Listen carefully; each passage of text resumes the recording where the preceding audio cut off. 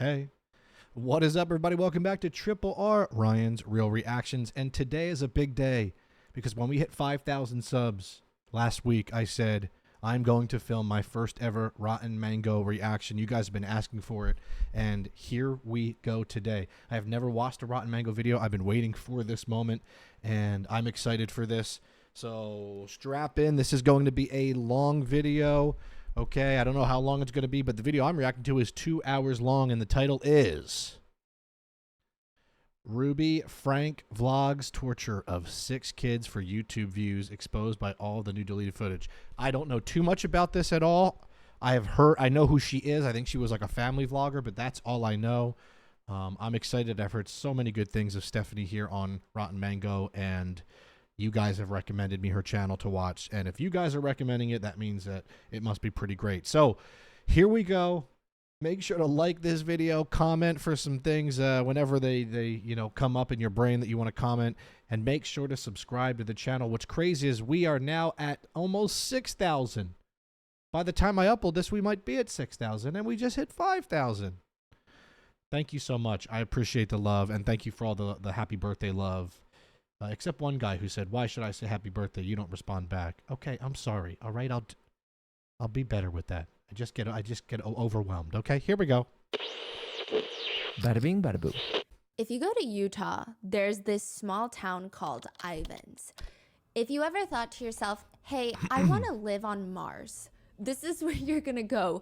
It's like living in the center of a giant crater on the surface of Mars.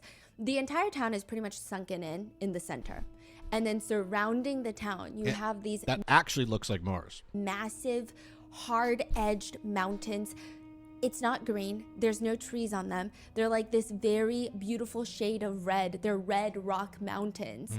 It's beautiful until you keep looking at the pictures on Google Images, because then you start getting freaked out. There's something about it that feels like beyond the mountains, there's just nothing. It's just... It looks like you would find some sort of dinosaur in there. Desert. You cannot even find any shade really in Ivins, Utah. There's no trees.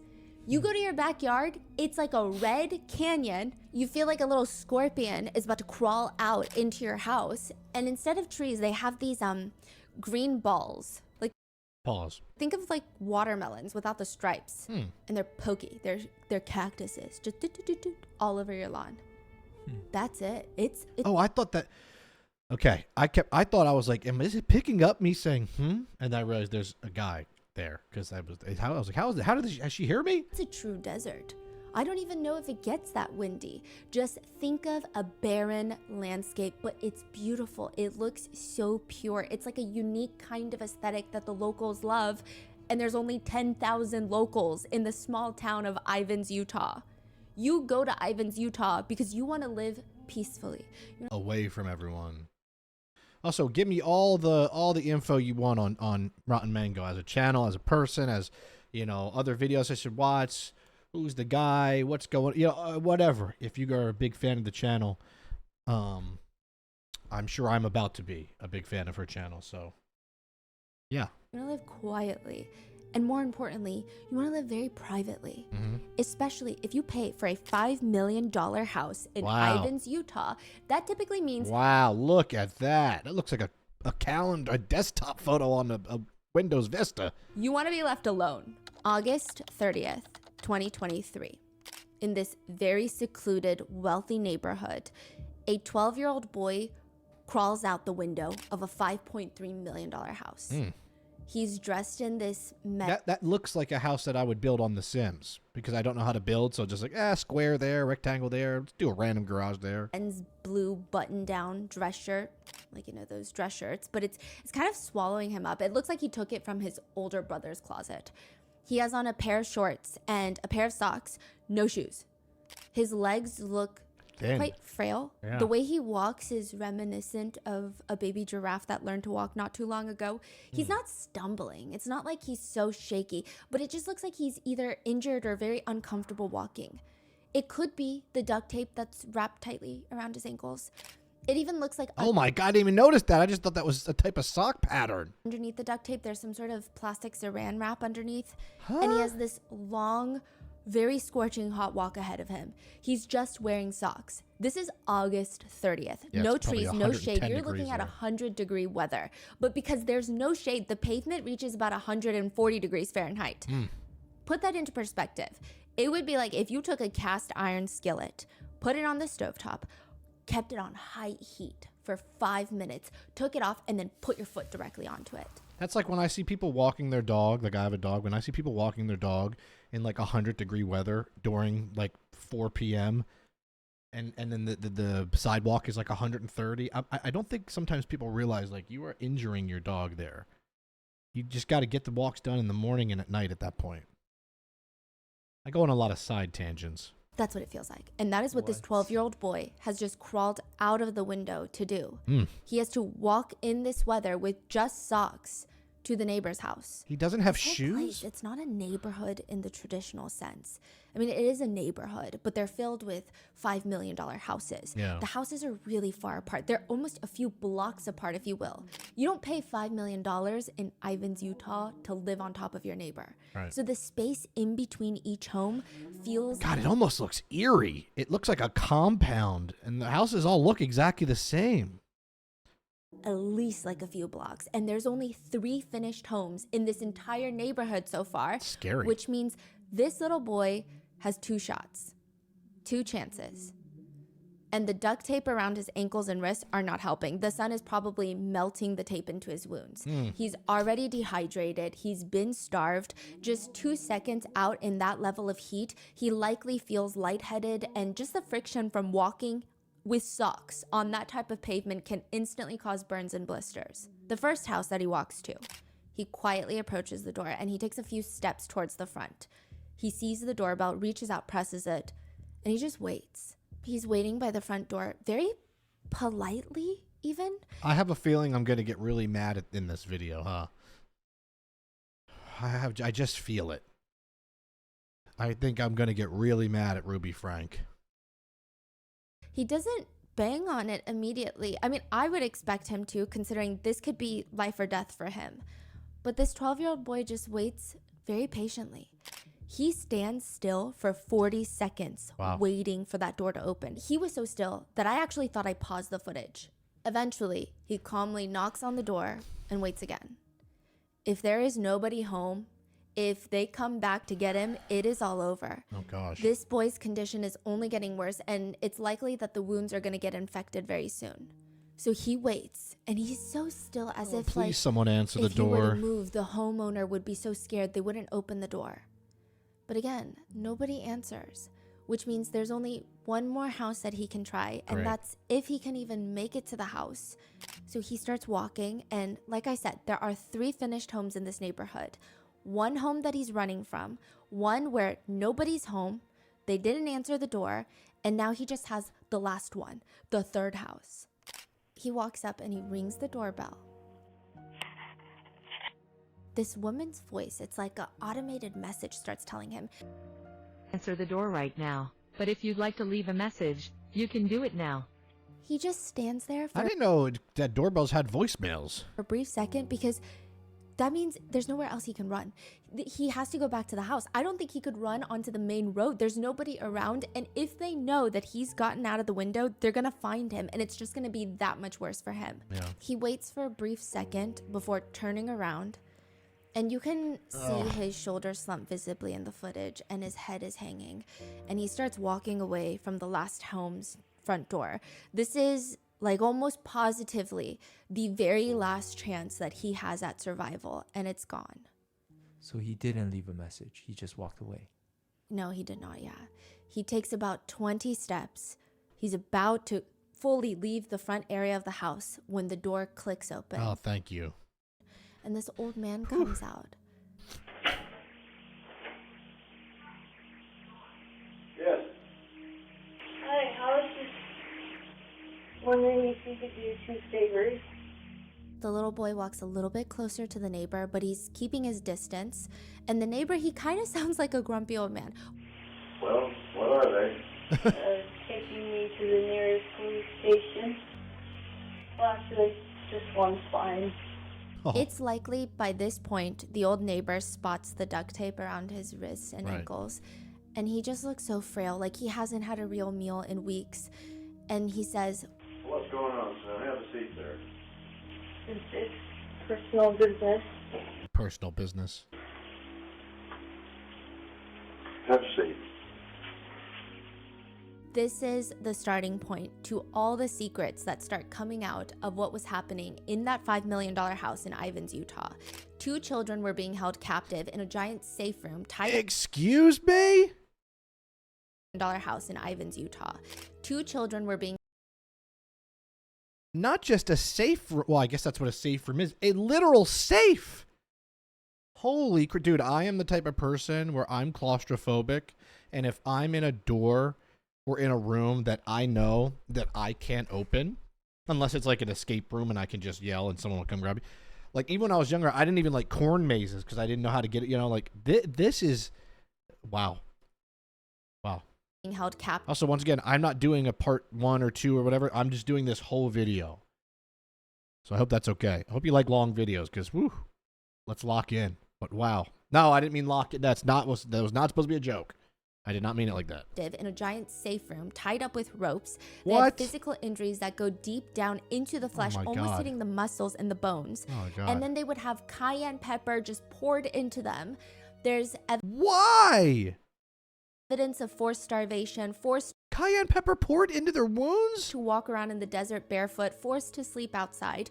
Authorities would later state, had it not been now, these kids might not have made it. What? What The is 2 what kids is- that were being held captive and tormented are the kids of a famous YouTuber, a family vlogger who daily I've seen her face before. vlogged most of her life as a mother to 6 children. Oh, my Lord, have This is the mercy. case of Ruby Franke and Jody Hildebrand. Okay, I thought it was Reuben Frank. Reuben Franke.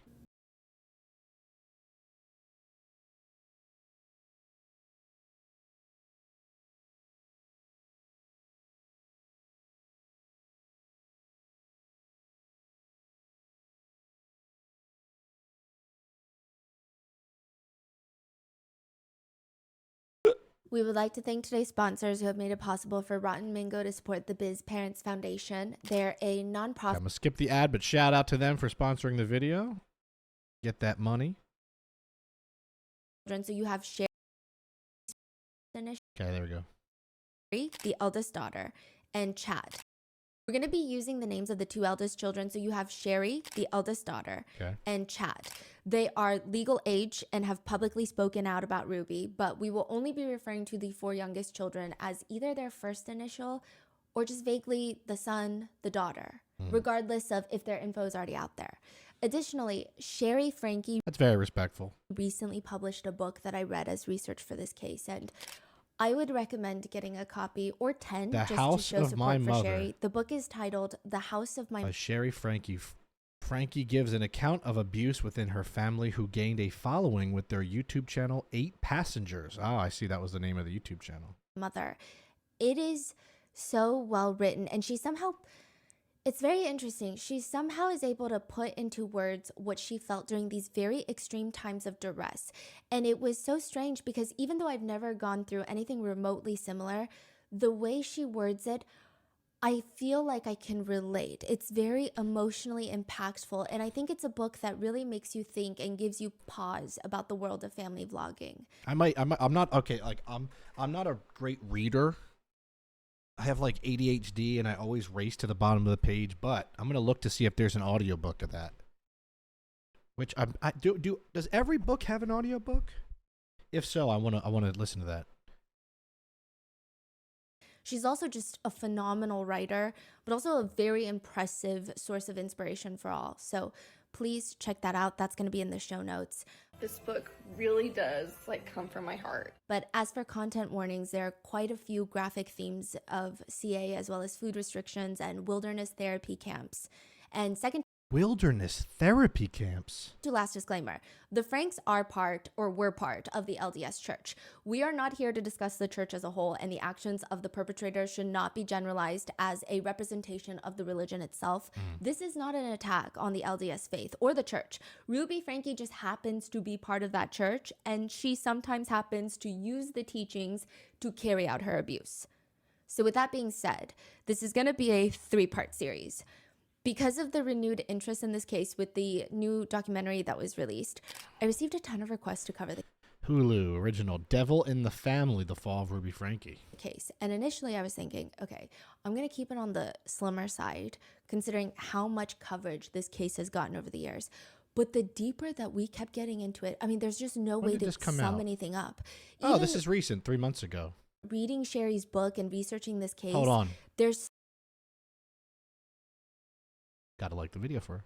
so much insight, and this case is enacting change for a lot of people. And for that reason, if you are maybe one of the few people who haven't heard much about the case or haven't gotten a deep dive, this is going to be a 3-part episode.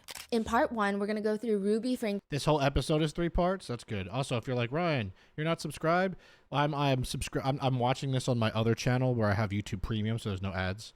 But I'm subscribed to her channel on this channel, Ryan's Raw Reactions. YouTube career, the signs of abuse that a lot of netizens started picking up from the beginning, the evidence that she practically uploads straight to the internet herself, and how Ruby Franke getting quote unquote canceled leads to her becoming more abusive and more extreme. I wonder, was she the one that like accidentally left in like an unedited clip of like telling the son to cry in the thumbnail? I believe that. I believe I saw part that 2, on like a Philip DeFranco video before. We're going to cover Jodi Hildebrandt. This is Ruby's marriage counselor, her therapist turned cult leader, and all the lives that Jodi Hildebrandt has intentionally destroyed as a so-called therapist.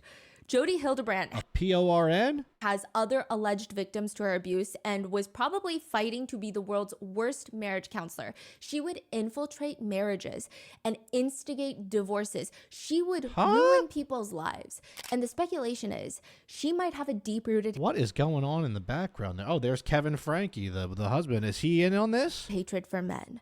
So in part 2, we're also going to go over the alleged romantic relationship between Ruby Franke and Jodi Hildebrandt. Oh, wow. There's a lot of twists and turns here.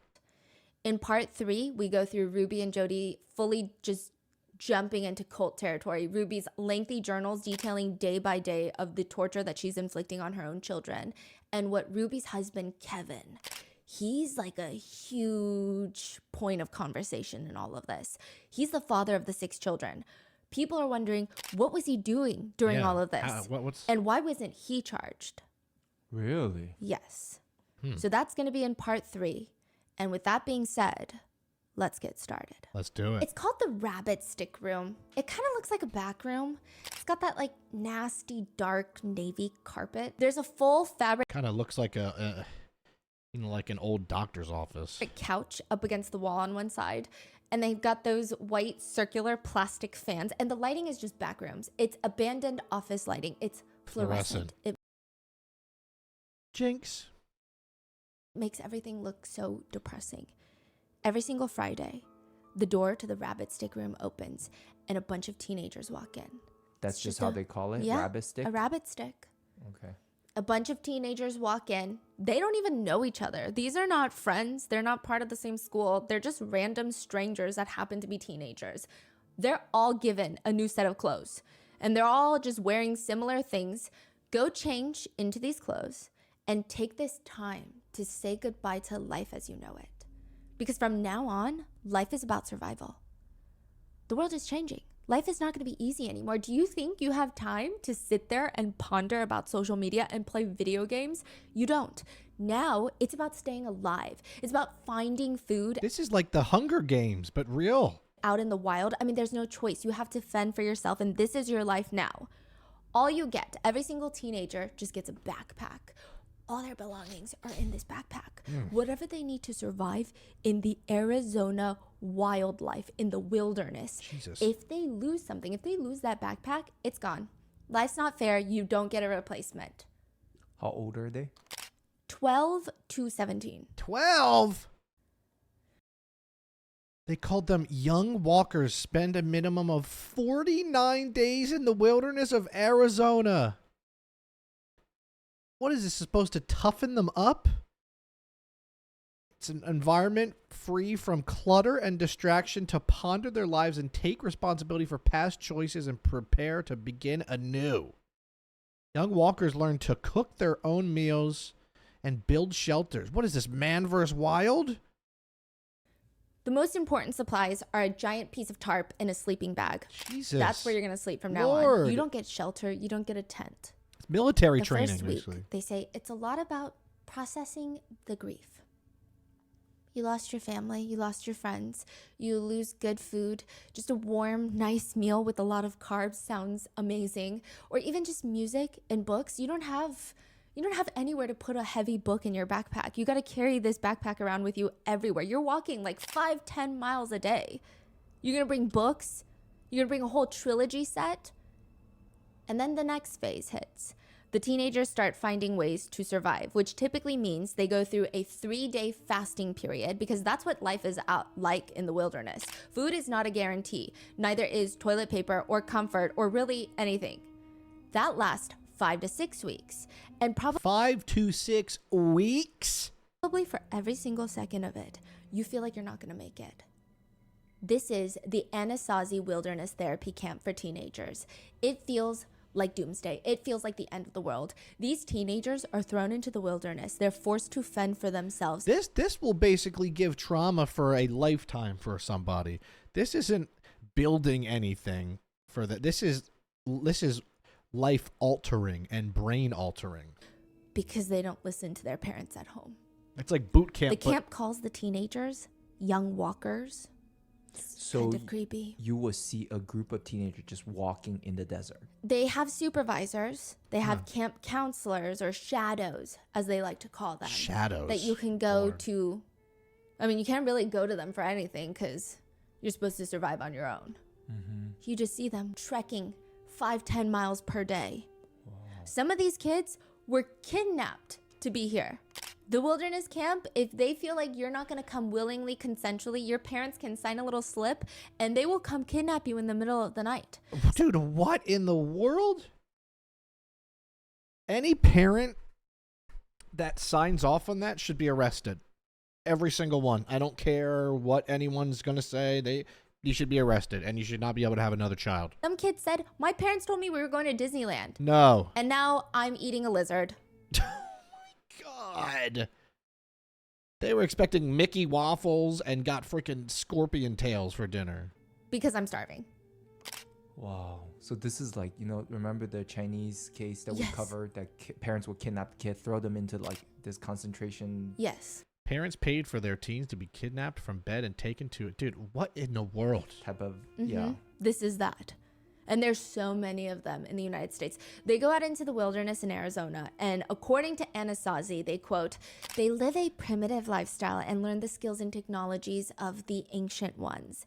Young walkers learn to cook their own meals. Food packs are replenished weekly, and they learn to build shelters to protect themselves from the elements. They may hike up to 10 miles in a day and seldom camp in the same place for more than 2 nights. If you are a teenager, 12 to 17 years old, and you struggle with any sort of behavioral challenges, this is what Anastasia lists it as. Depression, anxiety, poor self-image, low self-esteem, substance abuse. So this will just cure depression and anxiety. Go sleep on some dirt for 3 weeks and you'll be cured. Internet gaming, technology addiction, learning difficulties, relational problems with family, trauma, abuse, bipolar disorder, disrespect authority, peer conflict, legal troubles, poor social skills, immaturity, lack of motivation. That's an impressive amount of words that you said there, Stephanie. If you mark any one of those, you are more than welcome to join Anastasia. Well, you're not more than welcome. Your parents are more than welcome to sign you up and pay us money. There is no way They're paying for it. person listening to this does not check off at least one of those boxes. I feel like I'm a full-grown adult. I'm not even a teenager, and I check off almost all of them. Right. I'm on 15 milligrams of Lexapro. Okay. I mean, let's be real. Basically a desperate cash grab targeted towards parents who don't know how to raise a teenager. And they decide the best solution in all of this is, what if we just don't raise them? What if we just send them into the wilderness for 2 months straight? One netizen says, I was forced to go cold turkey on my alcohol addiction, and I was terribly sick because of that. I wanted to self-exit, and I desperately needed help. I told the therapist that's supposed to be part of our group that I needed more time with them because I was only getting 15 minutes of therapy per week. That's part of the program. They tell you get a therapist. 15 minutes of therapy a week is like having one conversation That's insane. They told me that the therapy was the hiking I was doing. Jesus. They continue. In addition, there were 2 days that my group's only water source was from a leftover cow trough, just mixed with actual cow shit in the water supply. I'm sure that's good for your stomach. By the end of my stay, I could barely walk. My last night, I laid down on a bunch of rocks and I couldn't sleep because the coyotes were just howling all night. It sounded like they were only a couple dozen feet away from me. I kept crying to the staff at night, telling them that I was so scared. They finally gave up and transported me to another treatment center. Jesus. One review of Anastasia reads, I am begging you, do not send your teen here. This program is abusive, horrific, and sold as this amazing program that's going to straighten out your troubled teen with a... I was going to say, it seems like some sadistic way for adults to make money, just absolutely doing the worst things to people. It's like, I don't know if anybody knows what McCaney Manor is. If you know what that is, it's like that. It's like, oh, it's supposed to be like a haunted house type of, thing. And it's really just people paying to get just destroyed by people and just like weird, freaky fantasies and stuff that these random adults are, it's just terrible. A strong focus on God. It's not. It's an excuse for sadistic, unqualified people to abuse your teenagers. I cannot put into words how twisted the people running and working this program are. There is nothing helpful or positive about making teens hate themselves. Right. One journalist who went to Anastasia says they saw a 16-year-old boy lunge lightning speed at a lizard to eat. Jesus. Because food is rationed at Anastasia. They get a week's worth of food at a time, and each day is rationed for only 2,000 calories per day for rice, beans, lentils, walnut. Yeah, I figured it would just be all very like look at it, like 9 pieces of apricot. Wow. Good Lord, man. Good Lord. Wow, at least they get a whole clove of garlic.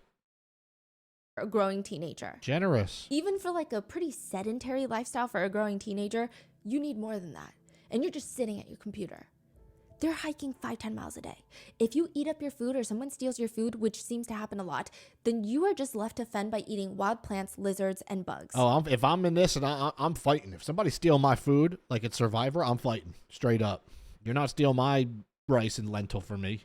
You go eat. You can go find a Komodo dragon, not me. Anastasia becomes a huge topic for conversation on YouTube after a famous family vlogger decides that she's going to send her 14-year-old son to Anastasia. Of course it's her. And it's already bad enough that everyone on the internet sees comments from netizens talking about how bad their time was at Anastasia, how they wanted to self-exit after coming out, how they irreparably, just absolutely obliterated their relationship with their parents after being sent to Anastasia.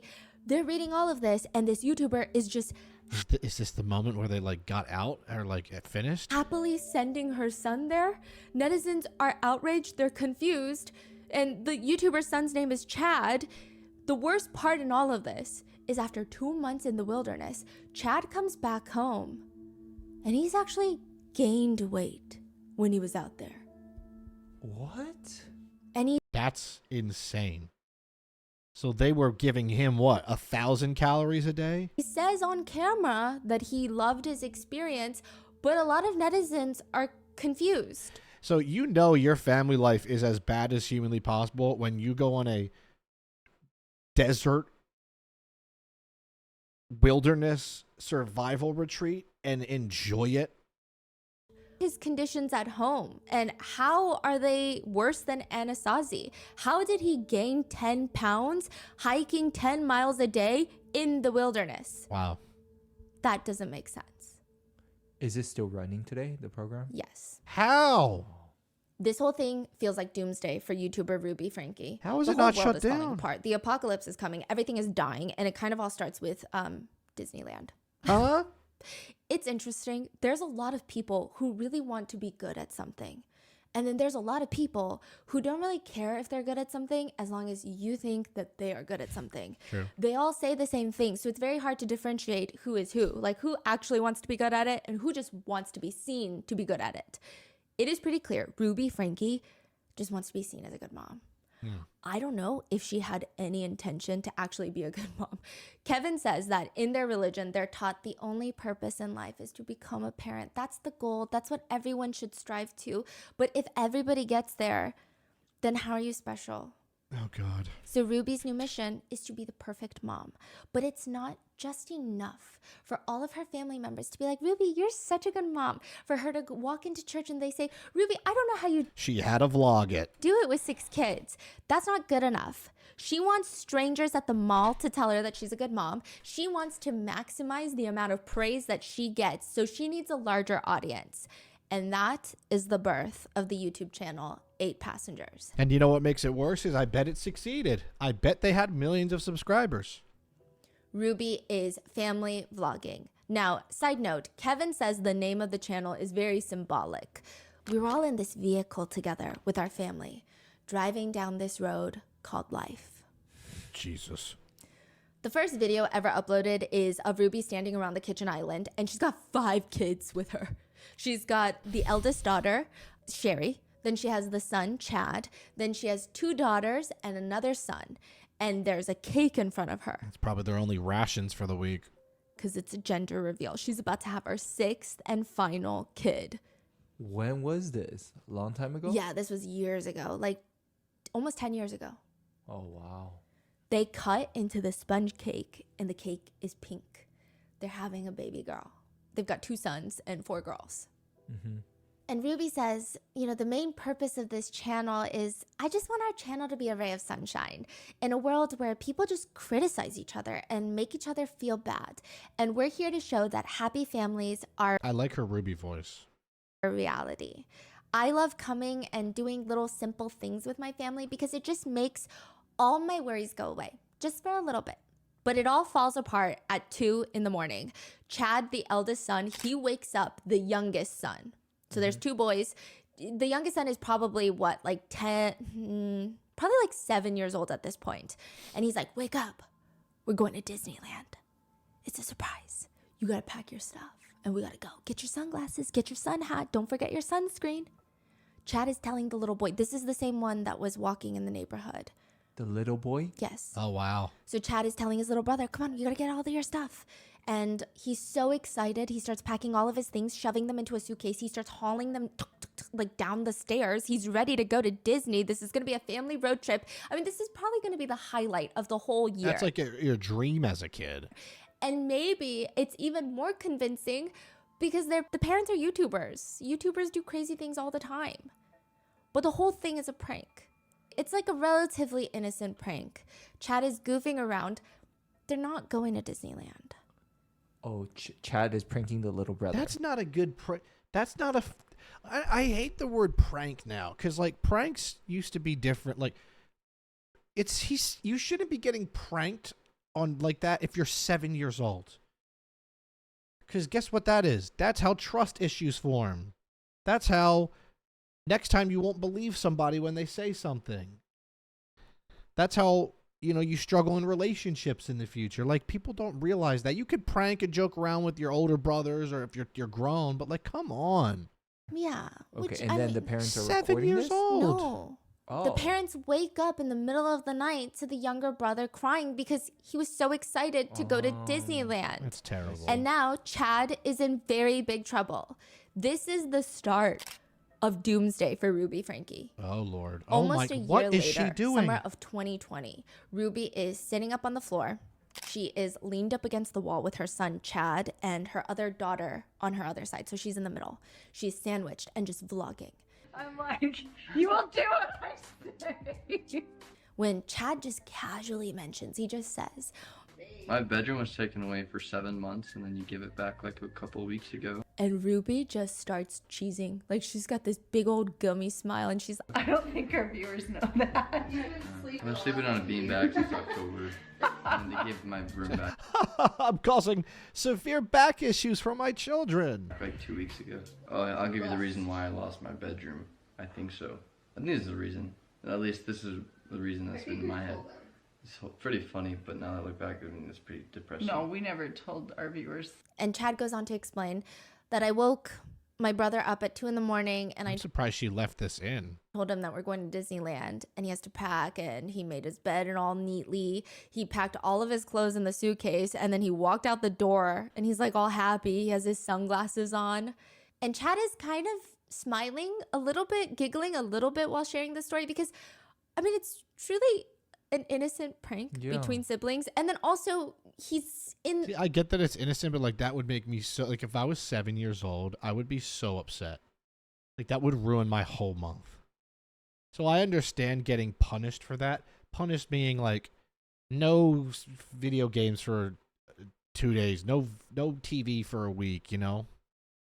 A vlog.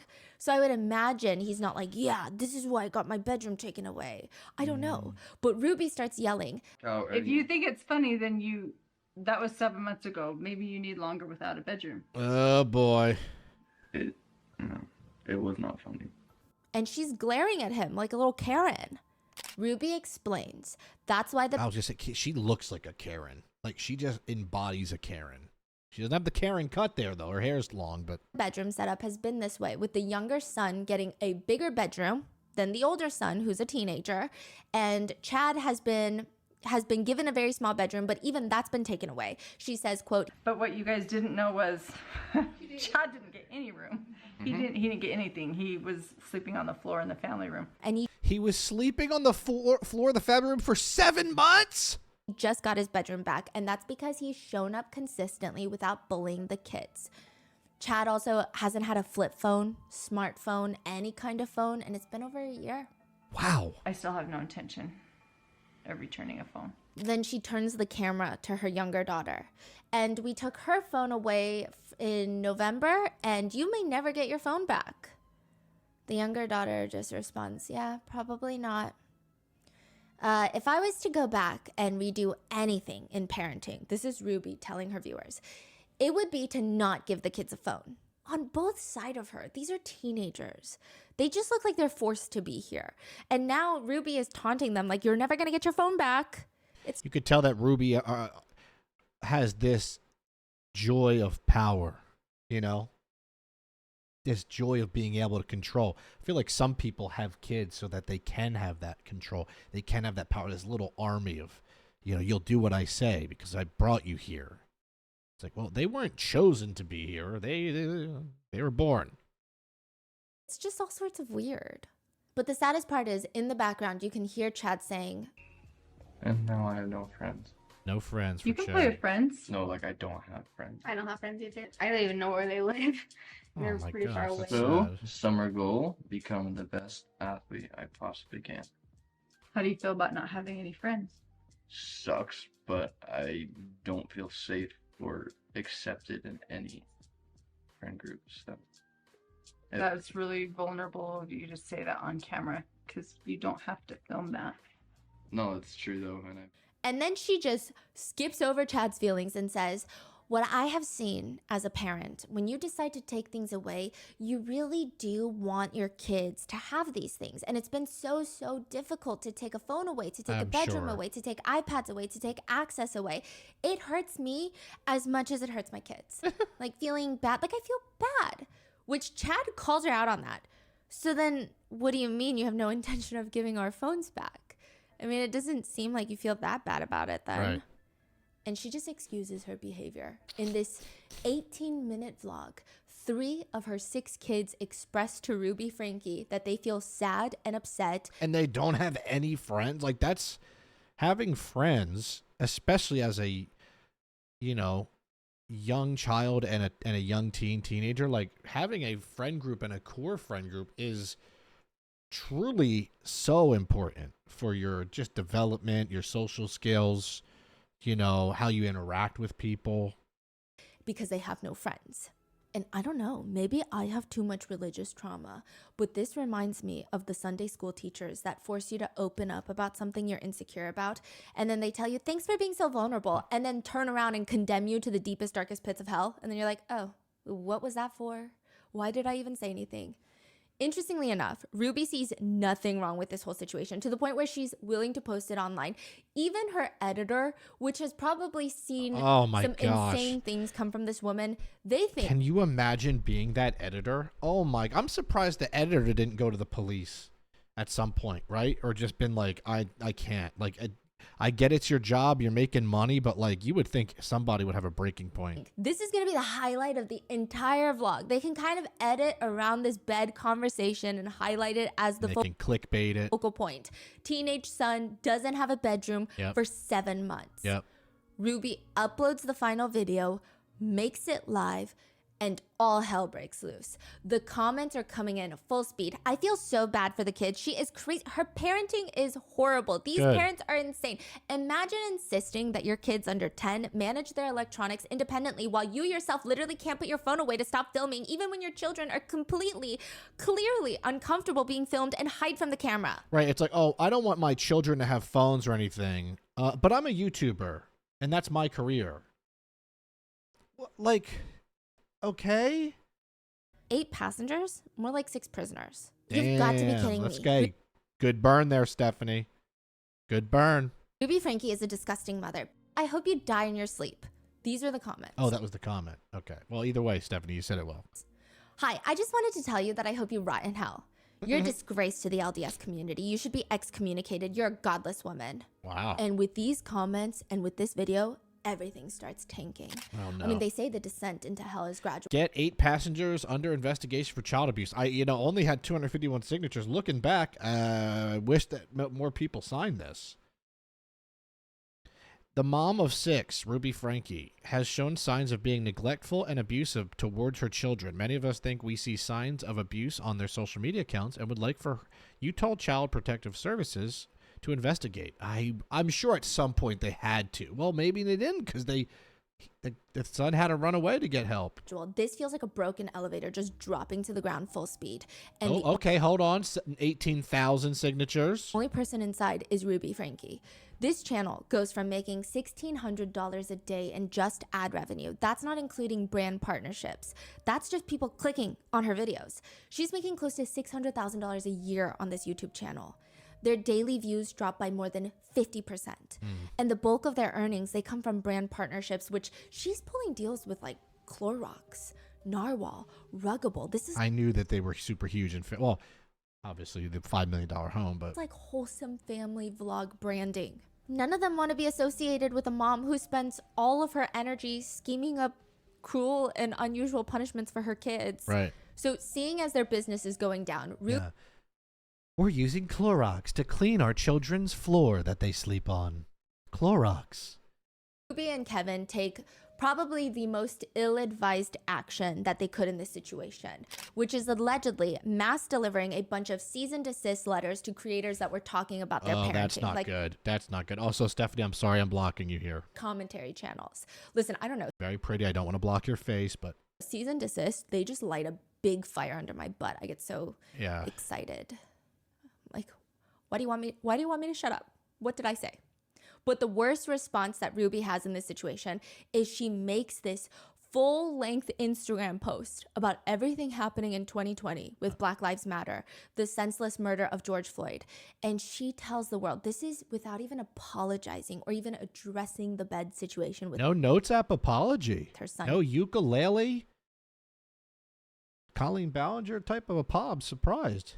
Chat. She, a white woman who relates, she says she relates to George Floyd's hardships. Oh, I bet. Living in a mansion, so hard. Her condensed Instagram post reads, "My heart hurts for the murder of George Floyd. My heart hurts for being accused of abuse when my motives have always been love and real abuse actually occurs on a daily basis throughout Trying to turn it around. the world." Try to do a 180. The bad part is, as much as everyone wants Ruby to feel the deepest depths of internet cancellation, technically it still impacts the entire family. Sherry, the eldest daughter, the author of the book, she says, "I think our numbers were like consistently declining and any engagement that we did have was negative." So before this, they had their fair share of haters that would nitpick, "Oh, I don't think Kevin's interested in Ruby anymore. Oh, I think this kid is a brat. I think she spoils." Yeah, every YouTuber and every YouTube channel will get hate comments. You know, like That's just the way it is. 99.5% of you guys on here are so nice to me and so awesome. And then you'll have people that'll be like, why don't you do this? Why don't you do this? You don't do it. It's like, relax.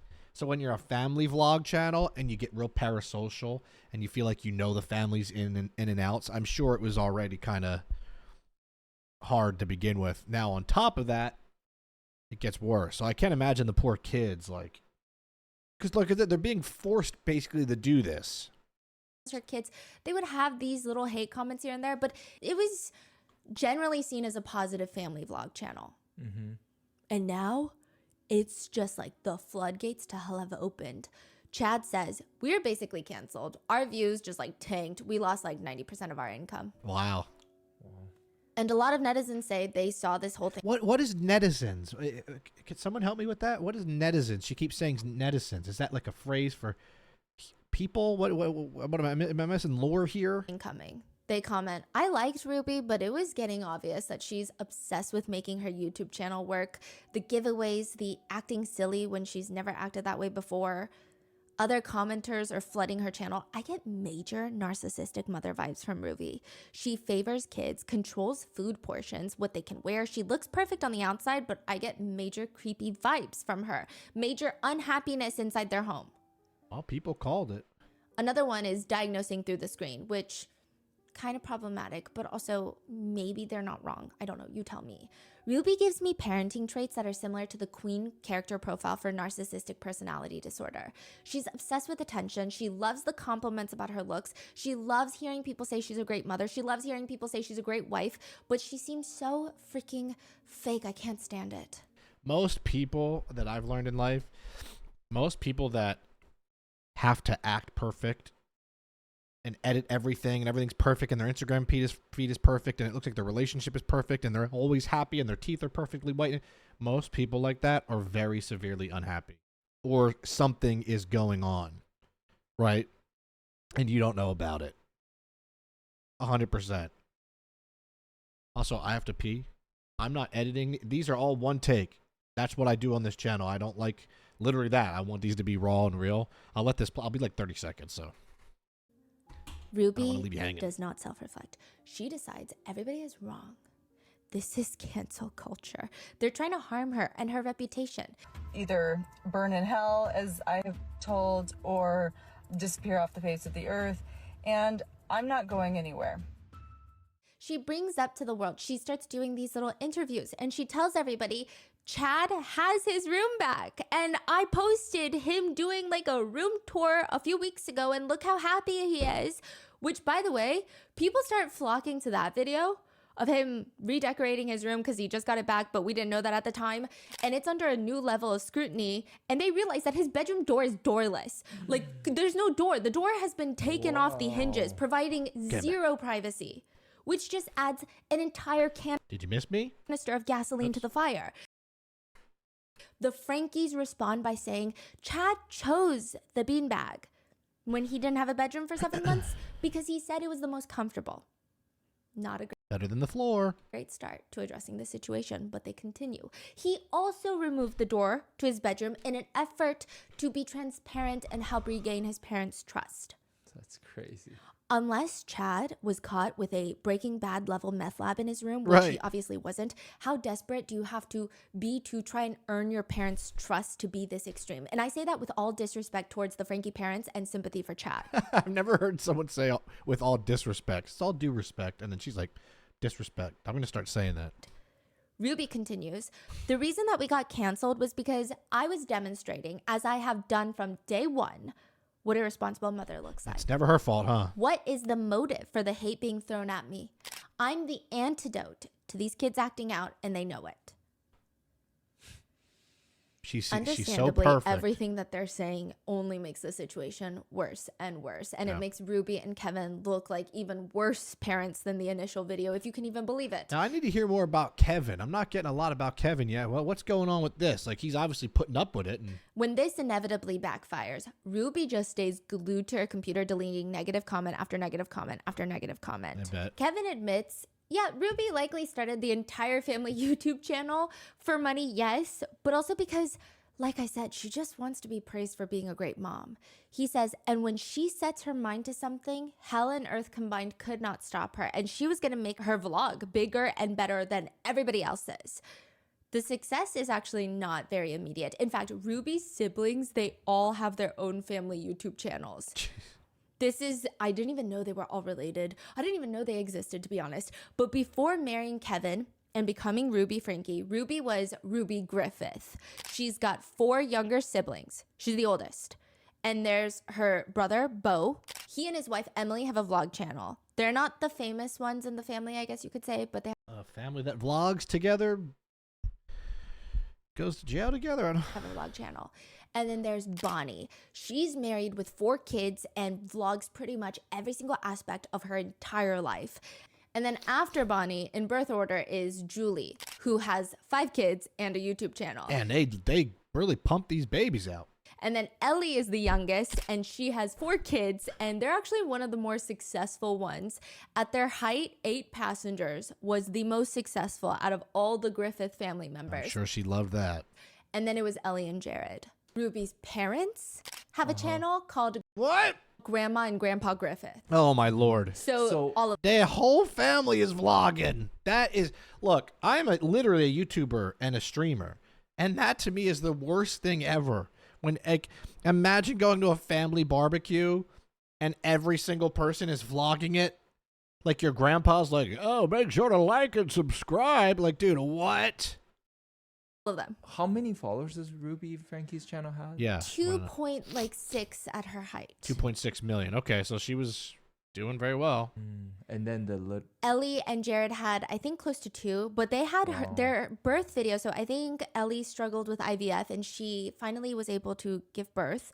That birth video had like 15 million views. How many subs does Rotten Mango have? Wow, 5.4. This video has 5.4 million views, and she has 5.4 million subs. So deservedly so. The amount of work and effort she puts into these, I can already tell. I'm gonna love these. I hope people want me to watch more of these because I really appreciate what she's doing and the work she puts into it. So someone like me can get some entertainment, and my audience can as well. I mean, they do get views. So thank you. And Stephanie. initially, Ruby was not the one doing the best on YouTube. That is, until they upload their very first viral video, very straightforwardly titled, Baby Climbs Out of Crib. That's a very YouTube title from back then. And then they just start blowing up. It's on camera 24/7. Kevin Franke is a professor at BYU. What? And Ruby is a stay-at-home wife, and now she's vlogging now. Kevin says, whenever I came in through that door, wherever Ruby was, the camera was. He remembers in the beginning, she would force And he's really bold. Lord have mercy. him to vlog, and she would say into the camera, you guys are always asking us, can we hear your kids play more? Can you please sing more Christmas carols? We'd love to see your family play some Christmas music.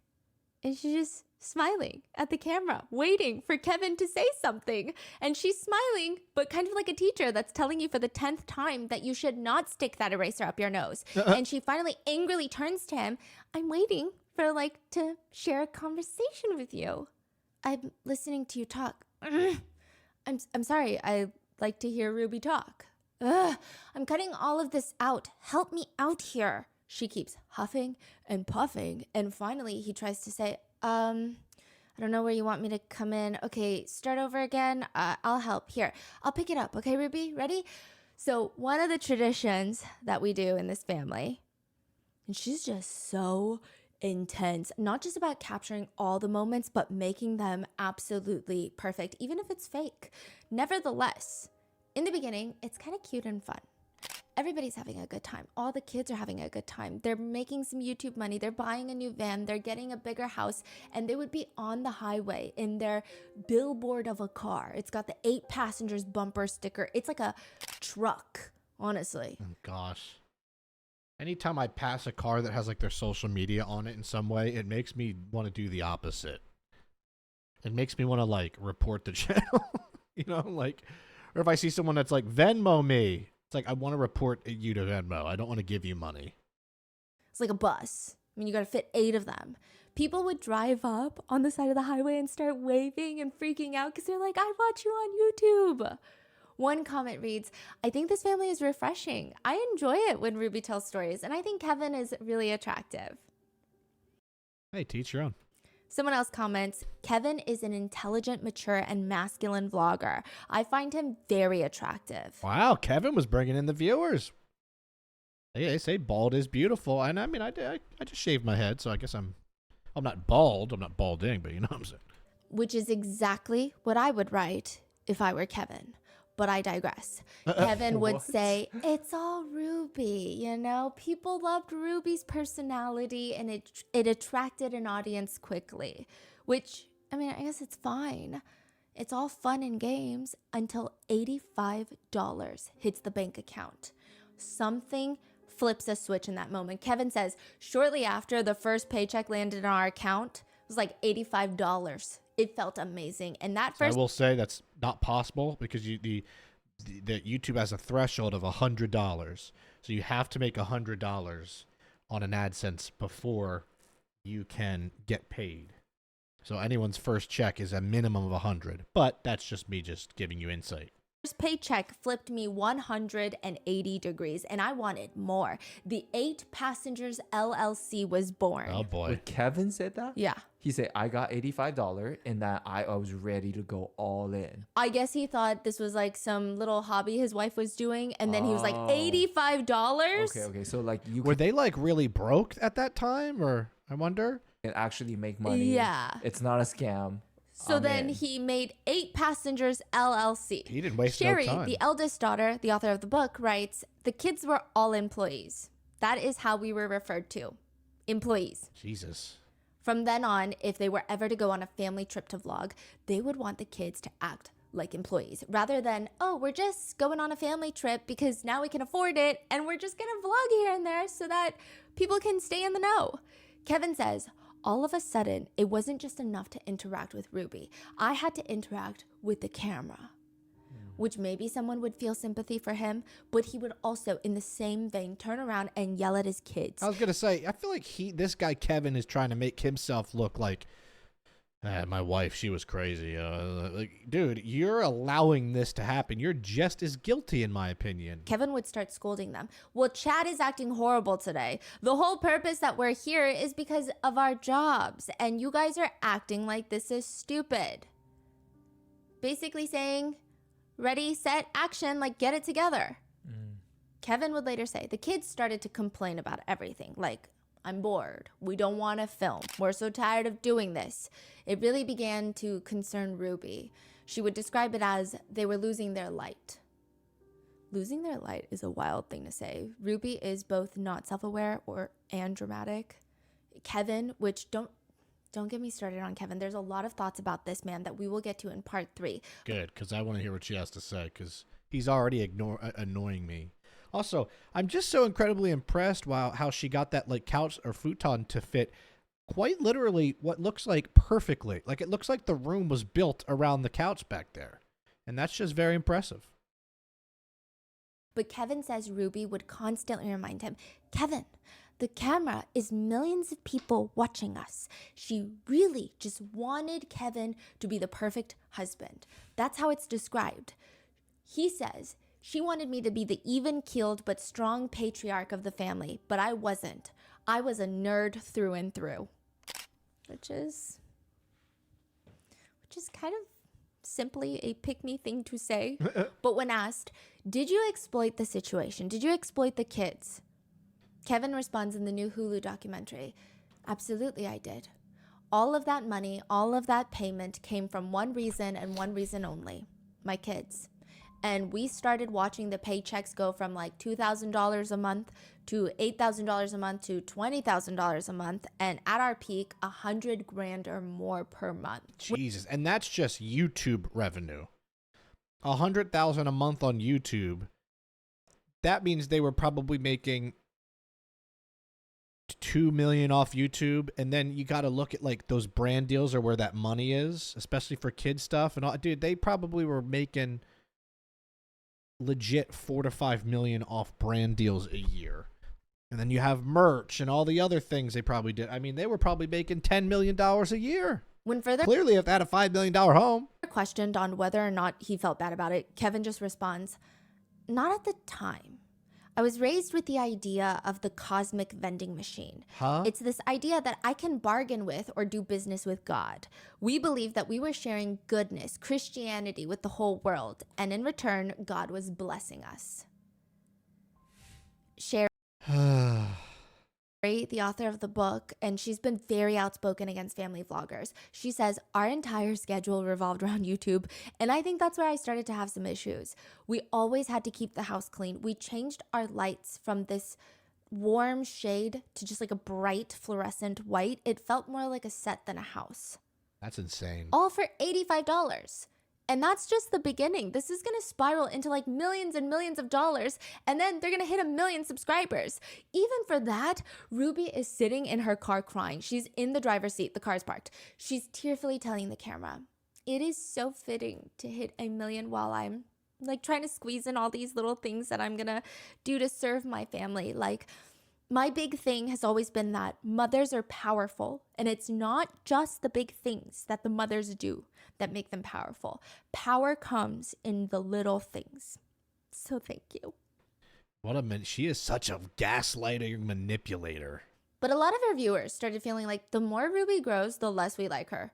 One comment reads, "I like the way Ruby acted towards the kids in her older vlogs. It came across very honest, and I felt like I was watching a real mom. And now she seems like she's afraid to show her disciplining them and uses this weird baby talk." Which, side note, the baby talk is wild. I gotta hear it. I'm sure I'm gonna go nuts. I hate that. Every little thing that her kids would do, she would go, "Oh my gosh. Oh my goodness. Oh my gosh." It just did not feel genuine. Not that those words or phrases can't be genuine. It just didn't feel natural. Some are even comparing Ruby with her sisters, writing, "I think Ruby really tries to be like Bonnie, her Ooh, she probably hated seeing that. younger sister. Her personality was never as bubbly before. This, 'Hi guys, oh my gosh, I can't wait,' seems really fake now to me." And I want to add that I do think that Bonnie's true personality is bubbly, but not Ruby's. Seems forced. Hey, good for Bonnie. Shout out Bonnie. That's a comment. I think, hopefully.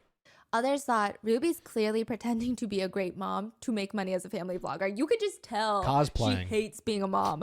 They comment, "Ruby strikes me as the type of person who craves intellectual stimulation. With Kevin traveling so much, I think she gets restless.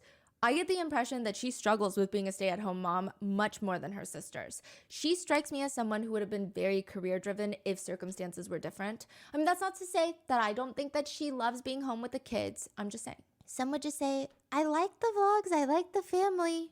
But it's kind of weird watching it because the mom seems like she's just one little huff, one little wind, one little blowing out the birthday candle wind. Not her doing the woosa.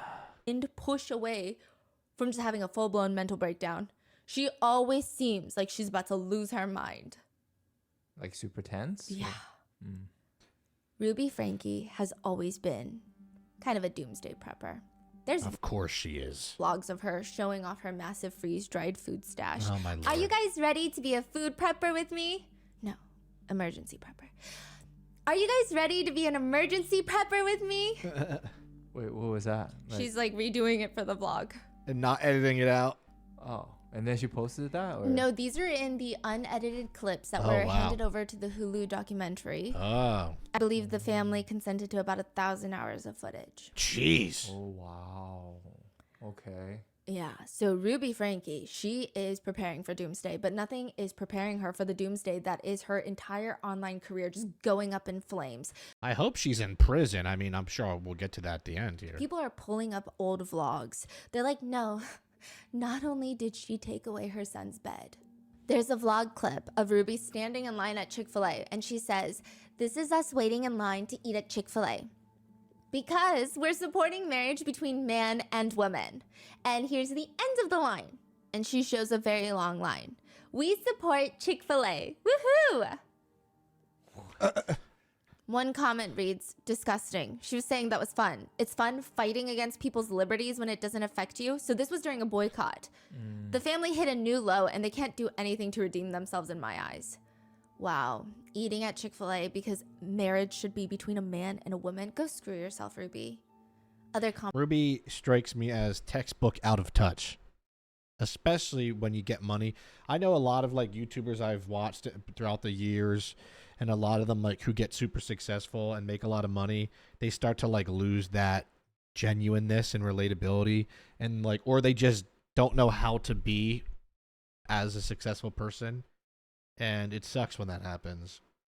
You know, you kind of can't relate anymore, and yeah, or they don't know how to be humble. Comments read, they're standing in line to support marriage between a man and a woman. Has that ever been threatened in any way ever? Right. No, they're standing in line to hate. Pure and simple as that. Mm-hmm. There's another deleted clip that has been deleted and launched into space to be forgotten, but Kevin had gone on this business trip to Japan. Ruby says in the vlog that he lost so much weight in Japan because all he was offered to eat were raw dogs and horse. To which Kevin even comes home and says that he's so happy to be home because the food is not raw anymore. Japanese cuisine has plenty of cooked dishes. If an adult is too dense to seek those out when they're hungry, I think that's more of a reflection of their survival skills, right, or lack thereof, or just he might need to go on that desert retreat. Common sense. But one comment reads, he has eaten that crap food Ruby makes for so long that when he's offered real proper food, he does not even realize it. So at this point, all of these old vlogs are getting dug up. People are just jumping on to all of, look at this, what I found, look at this timestamp. And Kevin says enough. Oh, I'm sure people were like, you know, when this happens, they're inspecting like, pause at 10:32. I see a mark on the wallpaper back there. Let's enhance that, you know. He says about the sudden hate, which I don't even know if I can call it hate, if it's genuine concern for Chad's well-being and just outrage at the parents' actions. But Kevin claims the hate is pushed by the algorithm. He says, quote, all of a sudden the algorithm began to recognize, oh, this is a hot topic. So everyone scrambles. Ruby takes the video down, but I think that she was unprepared for what was the torrent of pure hatred that came through the door. Ruby was devastated. You have to remember, Ruby was America's mom. And then for her to be viewed as this abusive monster, it haunted her. We saw it as an innocent religious family that's being attacked unjustly by cancel culture, and cancel culture is winning. So this is like, you're saying after 2020, like the Yes. whole saga begins. Oh, yeah. That's what's happening right now. And then from 2020, it just starts spiraling, like more vlog footage. She makes new vlogs that are controversial. Old vlog footage starts going viral, and she just becomes like a major topic of commentary channels. But it hasn't really entered into, I mean, at this point, there were calls to CPS, but it hadn't entered into this huge territory of, wait, this feels like a genuine investigation that the authorities need to do. Yeah, because I feel like sometimes like they might get calls, like CPS might be like, oh, okay, it's a YouTuber family, millions of subs, probably a lot of jealousy here, a lot of hatred. They're rich, you know, successful. I'm sure they look at it, but they probably don't think like, oh my gosh, these kids living in this $1 million home are struggling, right? Yeah. At least not yet. So by this point, Kevin says, Ruby was effectively America's mom. She would confide to me that she was meant to be some sort of instrument in the hand of God. She was meant for something bigger than herself. I mean, I don't know. The comments are still rolling in, and nobody is fond of America's mom. People start speculating on even Ruby's marriage with Kevin. Does anybody else get the impression lately that Kevin has kind of checked out? I always get the feeling that he would rather be at work. He seems like he loves his kids, but is just going through the motions of his marriage. Another comment reads, when Ruby was making quesadillas in a vlog, Kevin was eating tortilla chips and she was trying to express a romanticized favorite situation of hers. Him being there watching her cook a meal for the family, I don't know, he's just so cold and unresponsible. Not in like an intentionally mean way. It was just kind of funny and sad, mostly sad. Another spectator says, as much as I find Kevin to be smart and sexy, I am repulsed. I love how many people found Kevin so attractive. By cheaters. And if there is one YouTube couple where I suspect someone is cheating, it's Kevin. Ooh. He appears to love his kids, but he just seems so checked out of his marriage. Kevin does tell Insider that after this whole bed saga, the vlog of Chad sharing that he doesn't have a bed, that all of this was, quote, a moment of vulnerability and a reflection. part of Chad's story of redemption that showed his victory over the challenges that he's faced over the last several years. He's saying this was supposed to be an uplifting moment that the internet twisted as abuse. Uplifting moment? Yeah, you could have uplifted him off the floor of the living room and given him a bed. Which is like a crazy way to try and romanticize it. Right. There's a very controversial book called Visions of Glory. There's a lot of religion. One man's astonishing account of the last days. There's fanatics and extremists who believe in it. To put it simply, it is a book talking about how the world is going to end. And we all need to be ready. Doomsday is a-coming. It's a-coming. According to the book, this is how we're going to know. Biological warfare will start. A devastating plague, disease. It's going to be secretly engineered as a bioweapon, and it's going to come in and just kill billions of people on a global scale. The U.S. drinking water is going to be almost fully contaminated, making it absolutely, utterly undrinkable unless Hey, I have my Brita. you want to grow a fifth arm. But of course, the government is never going to tell you that. They're never going to warn you of that. This is what's going to happen. And then in 2020, everybody who is a fan of this book starts flipping. Oh, true, dude. Dude, oh my God. They're probably like, this is it. Yep. I read this. This is chapter 15. Yep. Go get the dried ham. Out. This book has a lot of people just hiding in their bunker, going full on food preparations mode. The book states that there's going to be a plague. They think COVID. The book also states that there will be massive economic collapse before Doomsday. Banks will shut down, factories will close, and global businesses will cease to operate. Now, that being Which said, a lot of COVID was absolutely wild, and it was the most nuts thing ever, really. So, like, if you're on edge at that moment, I kind of almost understand why it might push you over. countries and businesses did abide by lockdown rules and laws in 2020. So now, a lot of people who read this book are thinking we're getting on We're two in for Endgame. two. Shout out right? the Avengers. The third thing is the book states that there will be a massive earthquake that's going to destroy much of the West Coast in the U.S. That scares me. I live in L.A. Don't say that. Side note, this book is quite controversial amongst those of the LDS faith, with most being upset that the book has not been condemned by the church yet. If you're part of the LDS faith, you're probably going to come across this book. And because it's not condemned by the church, you might read it thinking LDS? I'm gonna look that up. supported by the church and these are messages of the LDS faith, but it's just very extreme. And a lot of other... It says LDS faith, also known as Mormon. Oh, Mormonism. That makes sense because they're in Utah. That's where a lot of the Mormons are. Centers on the belief in Jesus Christ as a Savior and Redeemer and on the restoration of the gospel through Joseph Smith. All right. Cult leaders and convicted killers have read this book, allegedly, and really loved it, like Chad Daybell and Lori Vallow. A small select I like that they were both mugshot, so that didn't end well. group of people believe every single word in this book as if this is a future-telling machine on a piece of paper. So with that being said, the book states that a massive earthquake will destroy the West Coast. In 2020, Salt Lake City, the headquarters of the LDS Church, if you will, had a 5.7 magnitude earthquake. Oh, boy. Now, there's COVID. Kevin, Ruby's husband, says, it's 2020.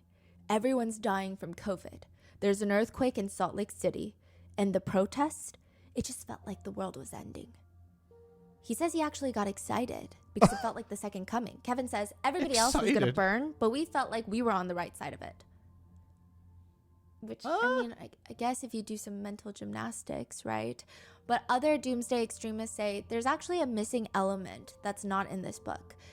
An electromagnetic pulse is going to wipe out all of electricity. There's going to be a huge, massive shutdown. This reminds you of like when the Y2K was happening, or like in 1999.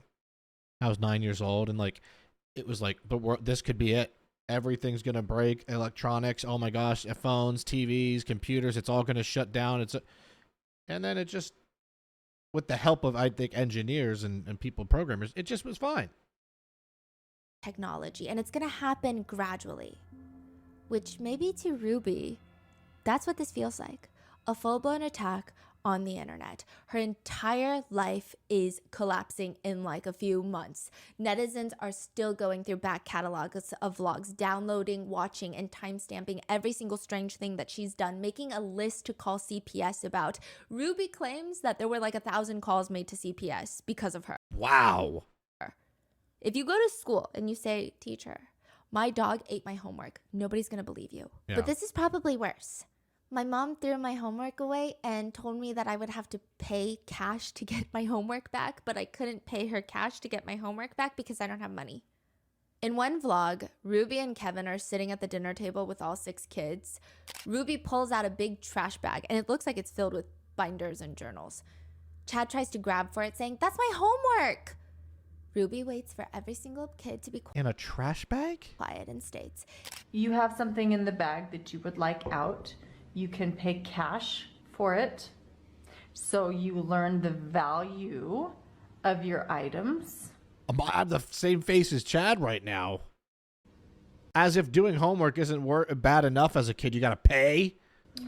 Or you can give what? Dad, I'll let you take the conversation from here. she points the camera at Kevin. Kevin thinks about it. You can do an equivalent value chore to get it back. What's it? And whatever isn't claimed by the end of the day goes in the garbage. Ruby decides her kids need to You can throw away their work, their book, their what? pay her to do their homework so that they can learn the value of their items. It's also worth noting that that's just crazy. Yeah. Netizens are commenting, imagine showing this to your teacher. Another netizen points out something that's even more frustrating, which is, quote, you know, Ruby actually used to make her kids pay her if they got bad grades. So this is especially insidious. So they have to pay her to do the homework, but if they don't do the homework, they're going to get bad grades, so they have to pay her anyway.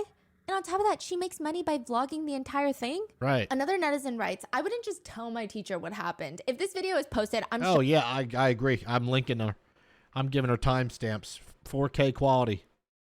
I'll put it right on a Google Drive. showing them.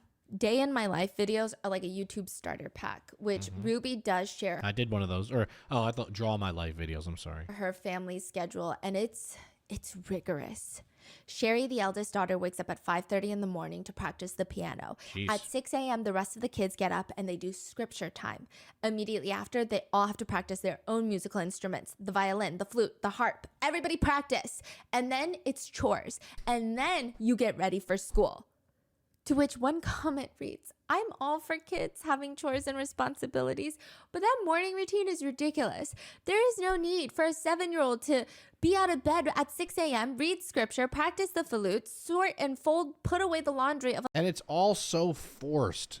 Like, the kid probably didn't want to play the flute. They probably didn't want to read the scripture. It's like, if a kid wants to do something, hey, if they want to get up at 6 in the morning and play an instrument, because that's what they want to do, awesome. Go for it, right? Like, if you really want, but like, you could tell it's not the way it is. A family of 8 people, have breakfast, get ready for school, make lunch, make her bed, do 20 minutes of reading, and then go to school all day. Even typing that out, I'm so exhausted. And what does Ruby even do all day? All her chores are done before 8 a.m. by her own children. All she has to do is cook dinner.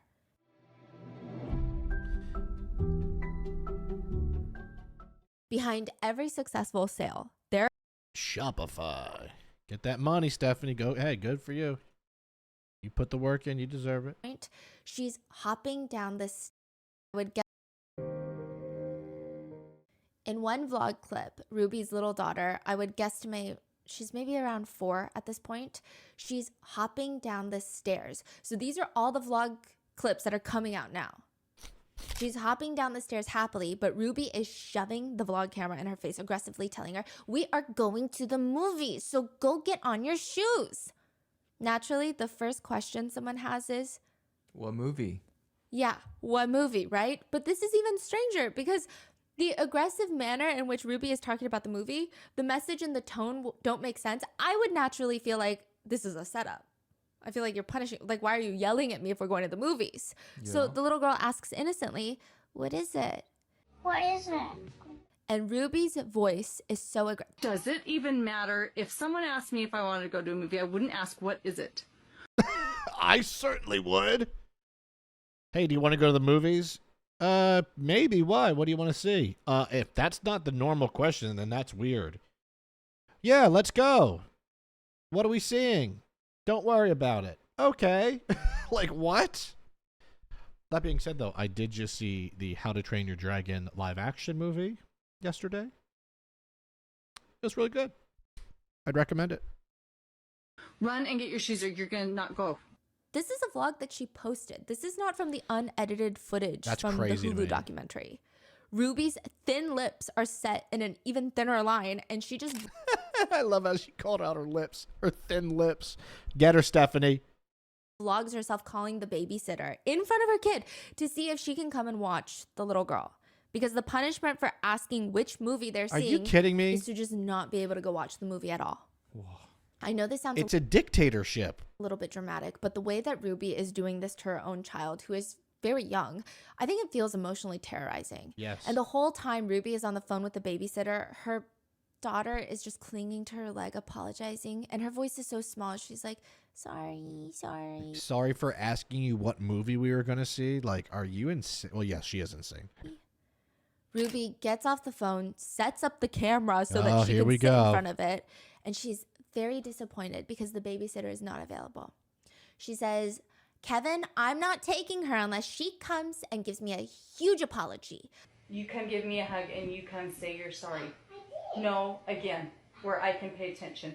Where I can pay I was not attention. very thankful of you. I was excited and I told you to go get on your shoes and your jacket to see a movie. And you should say, okay, and be grateful. Instead of, well, what movie? Well, I don't know. Let me think about it. She didn't say any of that. That's not very grateful, and I'm not going to take a girl who's not grateful. Can you show some more gratitude? Okay, give me a big hug. To which the comments are just ripping into Ruby. I can't, dude. This feels. Got a little bit of the chills there. This feels like I'm watching a horror film plot. You know, the beginning 20 minutes of a horror film where it kind of, you know, sets up the character development and you start seeing the real side of a possible monster, you know, type thing. It's like that. It's Rightfully so. A huge apology for what? Also, I have a little brownie that I want to grab and eat. So once again, I'll be back in 10 seconds. If somebody asked me if I wanted to go to the movie, I would ask what it is. That would be the very first question I ask. To which another person writes, I think Ruby is obsessed with the feeling of empowerment and control that it gives her in the ability to manipulate her children's emotions based off of her own reactions. It's clear she's terrorizing her kids. I think it's a very natural and part of the development process for kids to just be so messy. I think they naturally make messes. Mm-hmm. But when the youngest daughter ends up experimenting with nail polish and evidently spilling some nail polish on the bath mat, it's not even a big deal. There's not even that much nail polish and it's on the bath mat.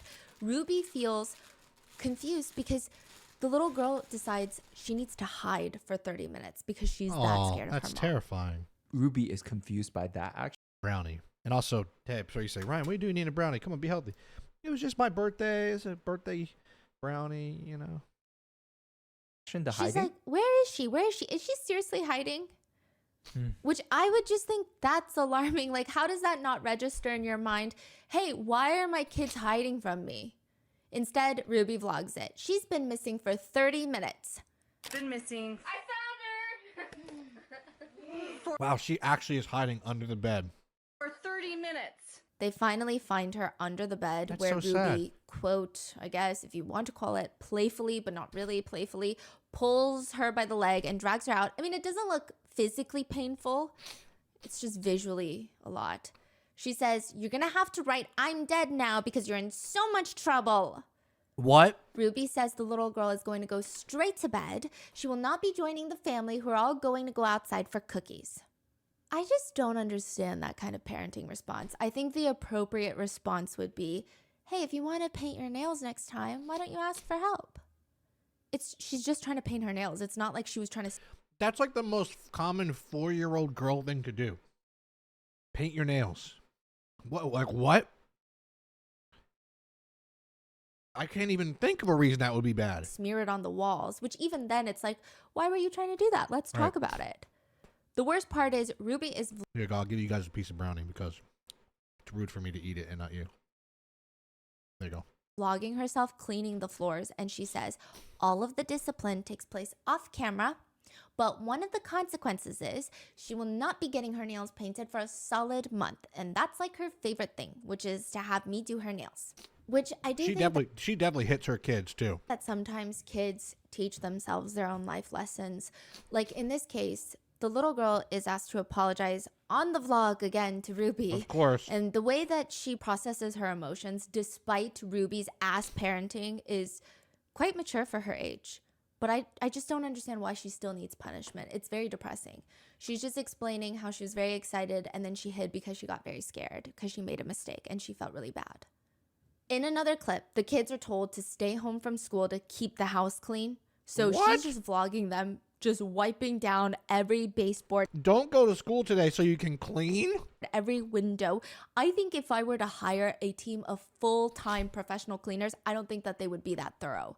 It's just very bizarre. It's like she has 6 kids to have a full army of cleaning staff. See, I said that earlier. But the second that they do anything that a kid normally does, such as leaving a pair of socks around, they're scolded so firmly on camera, likely stricter punishment happening off camera. Sometimes they would even be forced to do push-ups because they left their sock outside. It legit sounds like a military base, you know? You get your socks picked up and don't you leave your stuff out anymore. Run and go pick them up and then give me 10 push-ups. 1, 2, and she's down for vlogging it. She's vlogging the push-ups. I can't believe it. I was going to make a joke like, oh, can you imagine? She thought, and this is what's scary. She thought this was acceptable to put in the vlog. What the heck did she not? further. So while Ruby is overly strict, she's not particularly attentive to her kids. She's vlogging in the kitchen when Chad, he's younger at this point. He's like 10, 11 in this clip. Ruby's talking about his football game, which Chad loves football. He's very good at football. He wants to earn a scholarship one day. Birds. This is how he wants to make a name for himself. This is very important to him.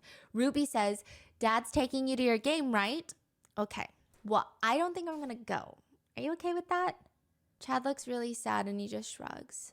It's fine. You never come. Damn. Don't say that. Our viewers are going to think that I never come to your games. Well, that's true. I go to your games.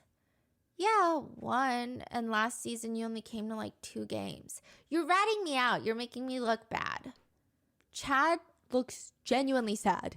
He has his arms crossed on the kitchen island table and he's just staring off into space. He looks like he's trying not to cry, but Ruby still has the camera pointed in that direction. He's in the frame of the vlog and she just starts goofing around with her younger son next to Chad, not addressing how he feels, completely bulldozing his feelings. But also, do you have a job? Like, why can't you go to his game? Is that not your job? I don't understand. It's not like she's like, I have this important meeting and I need to go to put food on the table. I love you. I'm sorry. Also, when you're younger and like you have a game or a recital or anything, the number one thing you think about is like, I hope my parents can be there. You know, like I hope my mom or dad will be there, and it makes the world of a difference. So I can understand that disappointment. Also, sorry, I had to get that brownie done. We are halfway through the video. An hour and a half on this, and then an hour on the video itself, an hour and 6. If you have made it to the halfway point, little check up here. Please consider liking the video if you're this far in. Maybe you're doing something, doing the dishes in the background, sleeping, folding laundry, whatever it may be. If you don't mind giving the video a like. And at some point, leave a comment. Maybe if it's towards, excuse me, I have hiccups. Maybe it's if it's towards the end of the video or even if it's right now. Comments are great. I'll try to do my best to start replying to more. I'm sorry that one guy was mad at me. I do read all the comments. It's enjoyable to me. And then subscribe to the channel if you don't mind. Subscribe, turn the notifications on, which is that little bell. If you want, you don't have to turn it on. Maybe it's annoying. Maybe too many things pop up. But I only upload 3 days a week, so I'm not going to ever spam you. Okay, I promise you that. And if you can be a part of the crew that watches these videos when they first come out, you know, and show it love, then we'll keep growing this channel together, and it'll be freaking awesome. Like I said, we're, as of the time filming this, let's see, I'll see exactly how many subs I have. I currently have 5,929 subscribers. So maybe 6,000 now, or by the time this video's moving. So thank you so much. Let's continue. Sorry. Comments read, I felt so bad for Chad. Ruby didn't even seem to feel bad about missing his games. What else does she do that's so important that makes her miss something that is obviously important to her son? Right. Other netizens feel... But if her son missed something that was important to her, he would end up tied to a bridge. Bad for Chad in other ways. They comment, I mean, her kids must think she's a lunatic. She's always making them wait in the back of the car for like 30 minutes as she goes on these little monologues by herself to the camera. They're just like in the back waiting patiently. And another valid point is Ruby always says that she's too busy all the time to support her kids, but she forces Sherry and Chad, the two eldest, to take care of the rest of the 4 kids. Of course. While they're still children. Side note, Ruby will even vlog the fact that her 2 youngest haven't even showered in like a week, just truly showcasing her great parenting skills. And people are digging all of these up. Others have noticed in the timelines throughout the vlogs. Let's say she takes kid A to the dentist. And in this vlog, let's say it's November of 2023, the dentist is like, your kid has so many cavities. Like, we got to really watch out for the cavities. Tone it down on the sugar. Make sure you're flossing. Make sure you're brushing your teeth. Like, this isn't good. The next time they come to the dentist, now she's got 9 cavities. Wow, 9 cavities? Like even more? Even more. And again, I get it. Like, kids will eat their snacks. They'll probably hide Me eating a brownie. chocolates in their room, and then you don't find them until it's melted into the mattress. But still, it's up to you as a parent to make sure that they're doing these things so that they don't get more cavities. It feels like she doesn't care to support or help her children. It's one thing if you keep trying and trying and trying and your child goes out of their way to keep getting cavities somehow, but that's not the case. It just feels like Ruby constantly gets upset that nobody is up to her standard, punishes them, but then gives her children 0 support or resources to get better so that they can meet her standard. Right. So for example, one of the younger daughters was failing math. It's like it's been mentioned multiple times in the vlogs. Ruby clearly knows that this daughter is failing math. Just like the cavities, she has no intention of helping or supporting her kids. She doesn't mention, I'm going to help you with your math homework. She doesn't mention, I'm going to get you a math tutor. Just nothing. She just keeps bringing it up and like, haha, she's failing math. Haha,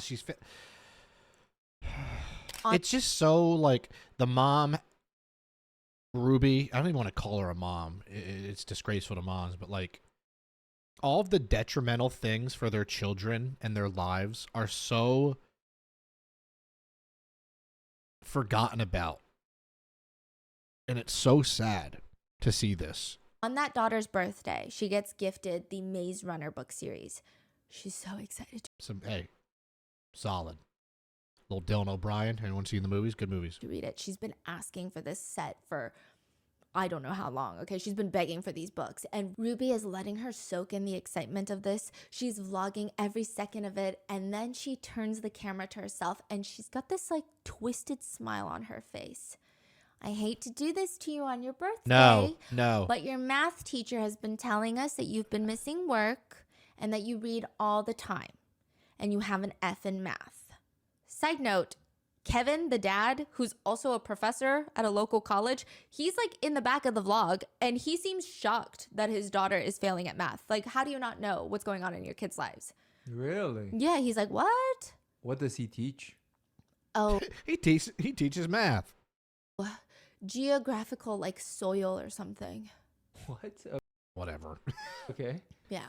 Now, Ruby Geographical soil. Wait, what does that mean? continues. Yep, this dirt is from Iowa. Can't just read till you catch up with your math. It's like she waited to give her the present. Dangling the carrot. Watch her get so excited until she's like, I want to go upstairs and read this right now. And then she's like, haha, joke's on you because you're failing math. You can't read it until you get your math grades up. It's like, here, I bought you this brand new video game console. Oh my God, thank you so much. But you don't get any games. So have fun looking at the screen. Oh, she took it away. Yeah. Wow. That's crazy. Okay. It's so bizarre. And I'm not here to judge anybody's parenting because I don't have children, so I don't know what it's like to guide someone through academia. But I would imagine it would be better to be like, hey, maybe don't open it until we work on your math homework together. Right. But like, why go through this whole torturous process? Because she wants to show the viewers, look, though, I'm a great mom. I did my part. Look I bought this wonderful gift for my daughter, but she's the problem, not me. Look I did what, In another vlog, allegedly, I did not see this clip for myself, but one of Ruby's children, because this has been like deleted into the ether, one of Ruby's children has come up to Ruby to explain that she thought that there was a hole in the changing room that she went on to try on clothes. Yeah, I found this comment in the depths of a snark forum from like 2016. But she said there's a hole in the changing room, but not only that, she just felt like something popped out and touched her. Maybe it was a bug, maybe it was a rat, maybe it was nothing, but she was clearly freaked out. Ruby completely ignores her so that she can keep on vlogging. What? Does nothing, doesn't care. She's overly strict. She has weird punishments. She's not attentive. And also, she borderlines dystopian. In another vlog moment, Ruby tells Chad that there's no texting at the dinner table. No texting at the dinner table. They force him to hand over his phone, which happens to be a flip phone. They gave him a flip phone. So Kevin, the father, starts reading out Chad's text messages. Oh, no. To the girl out loud. Not just for his family, which is already embarrassing enough, but for the entire vlog. Imagine that. It probably got 1 million views. 1 million people are now reading your 14-year-old son's text messages. What is this? I really like you. No. I feel terrible. Hold on. I did not say that. And this is, I'm assuming all of his friends are watching these vlogs. Yeah. That's so embarrassing. Sick. And again, this would be all fun and games between friends that are of age. And it's like, okay, you know, people do funny things on the internet. Hee hee ha ha. It's a great TikTok as long as everybody thinks it's fun. Yep. But the parent and son dynamic. Yeah, and the son wasn't consenting to this, he was embarrassed. Yeah, it's like grabbing your freaking journal and just start reading your diary. Like, that's crazy. Exactly. It's very dystopian that they're mad at their son for texting at the dinner table. Yeah. Don't text at the dinner table, but give me your phone so I can read every text and then do that for the next 10 minutes. You know why? Footage. Table whilst they, the parents, are vlogging. Humiliating. Yeah, vlogging and humiliating. Yeah. Hey, they get their title. Chad has a flip phone, which I think hypocritical parents are the worst. Ruby is putting Chad's entire life on the internet from the moment that he wakes up to the moment that he goes to sleep, like 5 days a week. All of his personal information, his daily schedule, and even his thoughts, his text messages are up online. Technology and the internet are so integrated into Ruby and consequentially Chad's life, yet he gets a flip phone. Right. You got to practice what you preach. If you're a parent and you don't believe in technology and so you're not using it and you want your kids to practice a little bit more of a, not as new age approach, that's different. Right? Especially depending on culture stuff and whatever. But if you're doing and using the thing you don't want them to use, what do you think is going to happen there? Ruby even jokes in the vlog. The only downside to giving your kids a flip phone is I swear I have to remember how to work it every time I go through it. Notably, it's also very strange that the kids' social media accounts are heavily monitored or they're not allowed to have one. Meanwhile, Ruby posts every single part of their business on social media. Right. She would even force Chad to smile for a thumbnail, which he clearly did not want to be a part of. I think this is what I saw before. And he tells her to her face, Smile. Chad, look at me. Keep smiling at lenses. Okay, let's go back. Ruby does not care as long as she gets her shot. In another video, Ruby is sitting right next to Chad. She's reading from her phone. Oh, this next one's really good. I think this was a partnership she's doing. I think it's like connecting parents with teens. Oh, geez. She says, the next one is really good. It says, do you think your teen's mental health is more important than school and grades? She turns to Chad, and Chad looks like he would rather be on the surface of Mars.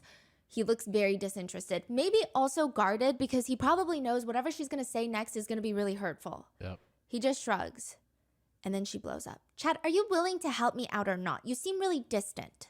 Ruby, perhaps a moment of self-reflection and just asking yourself the simple question of why am I treating my kids terribly? And maybe you wouldn't have to waste so much breath wondering and asking, why do my kids seem distant? Why won't they vlog with me? Fee, fi, fo, fum. Like, I don't understand. Get it together. Chad would later say, I purposely said the wrong lines. I purposely tried to make my mom as pissed as she possibly could be. I made things hard for her. I don't really know why. I totally get it. Because why not? She's making life hard on you. She's making you do all these things that you don't want to do. Why would you make it easy on her? Also, I'm now realizing that this is probably a 3-part series from Rotten Mango, huh? When they said part 1, 2, and 3, I thought maybe they would put each part into this. I'm guessing that's not the case. If that's not the case, and you want me to watch this entire series, let me know by, you know, liking and commenting as always. And as always, I'll do more if you want me to do more. And if you don't want me to do more, I'll do something else. I listen to you guys. Like I said, I read everything. I promise I do. One of the more egregious clips, though, is from when Chad's friend's father, tragically self-exits. And I'm sure the news shocked the entire community, and Chad is just not doing well. Instead of Ruby spending time with Chad to make sure that he feels like he has support, to guide him through this very difficult time of grief with all of these complicated emotions, Ruby just keeps vlogging every single person in the house as they're just bursting into tears. Ugh. She's filming herself crying, talking to her children about it. She never comforts Chad.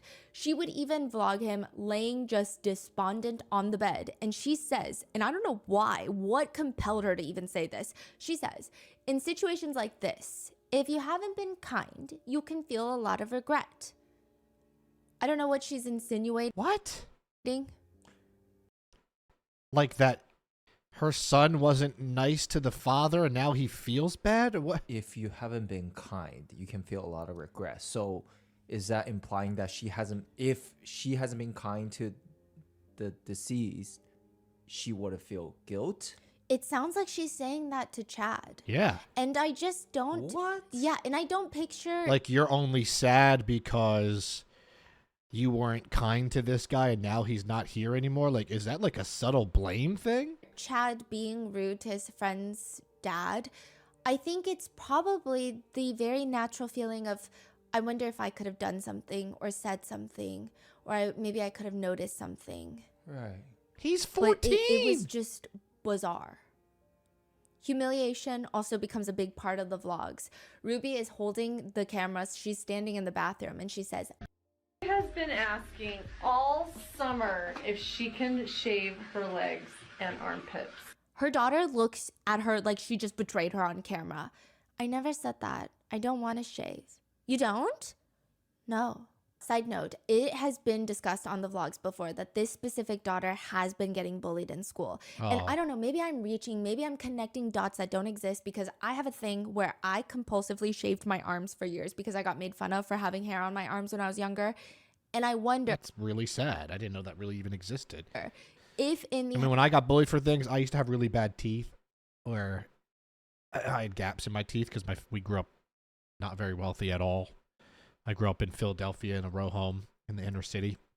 So my family couldn't afford braces. I had really bad gap teeth.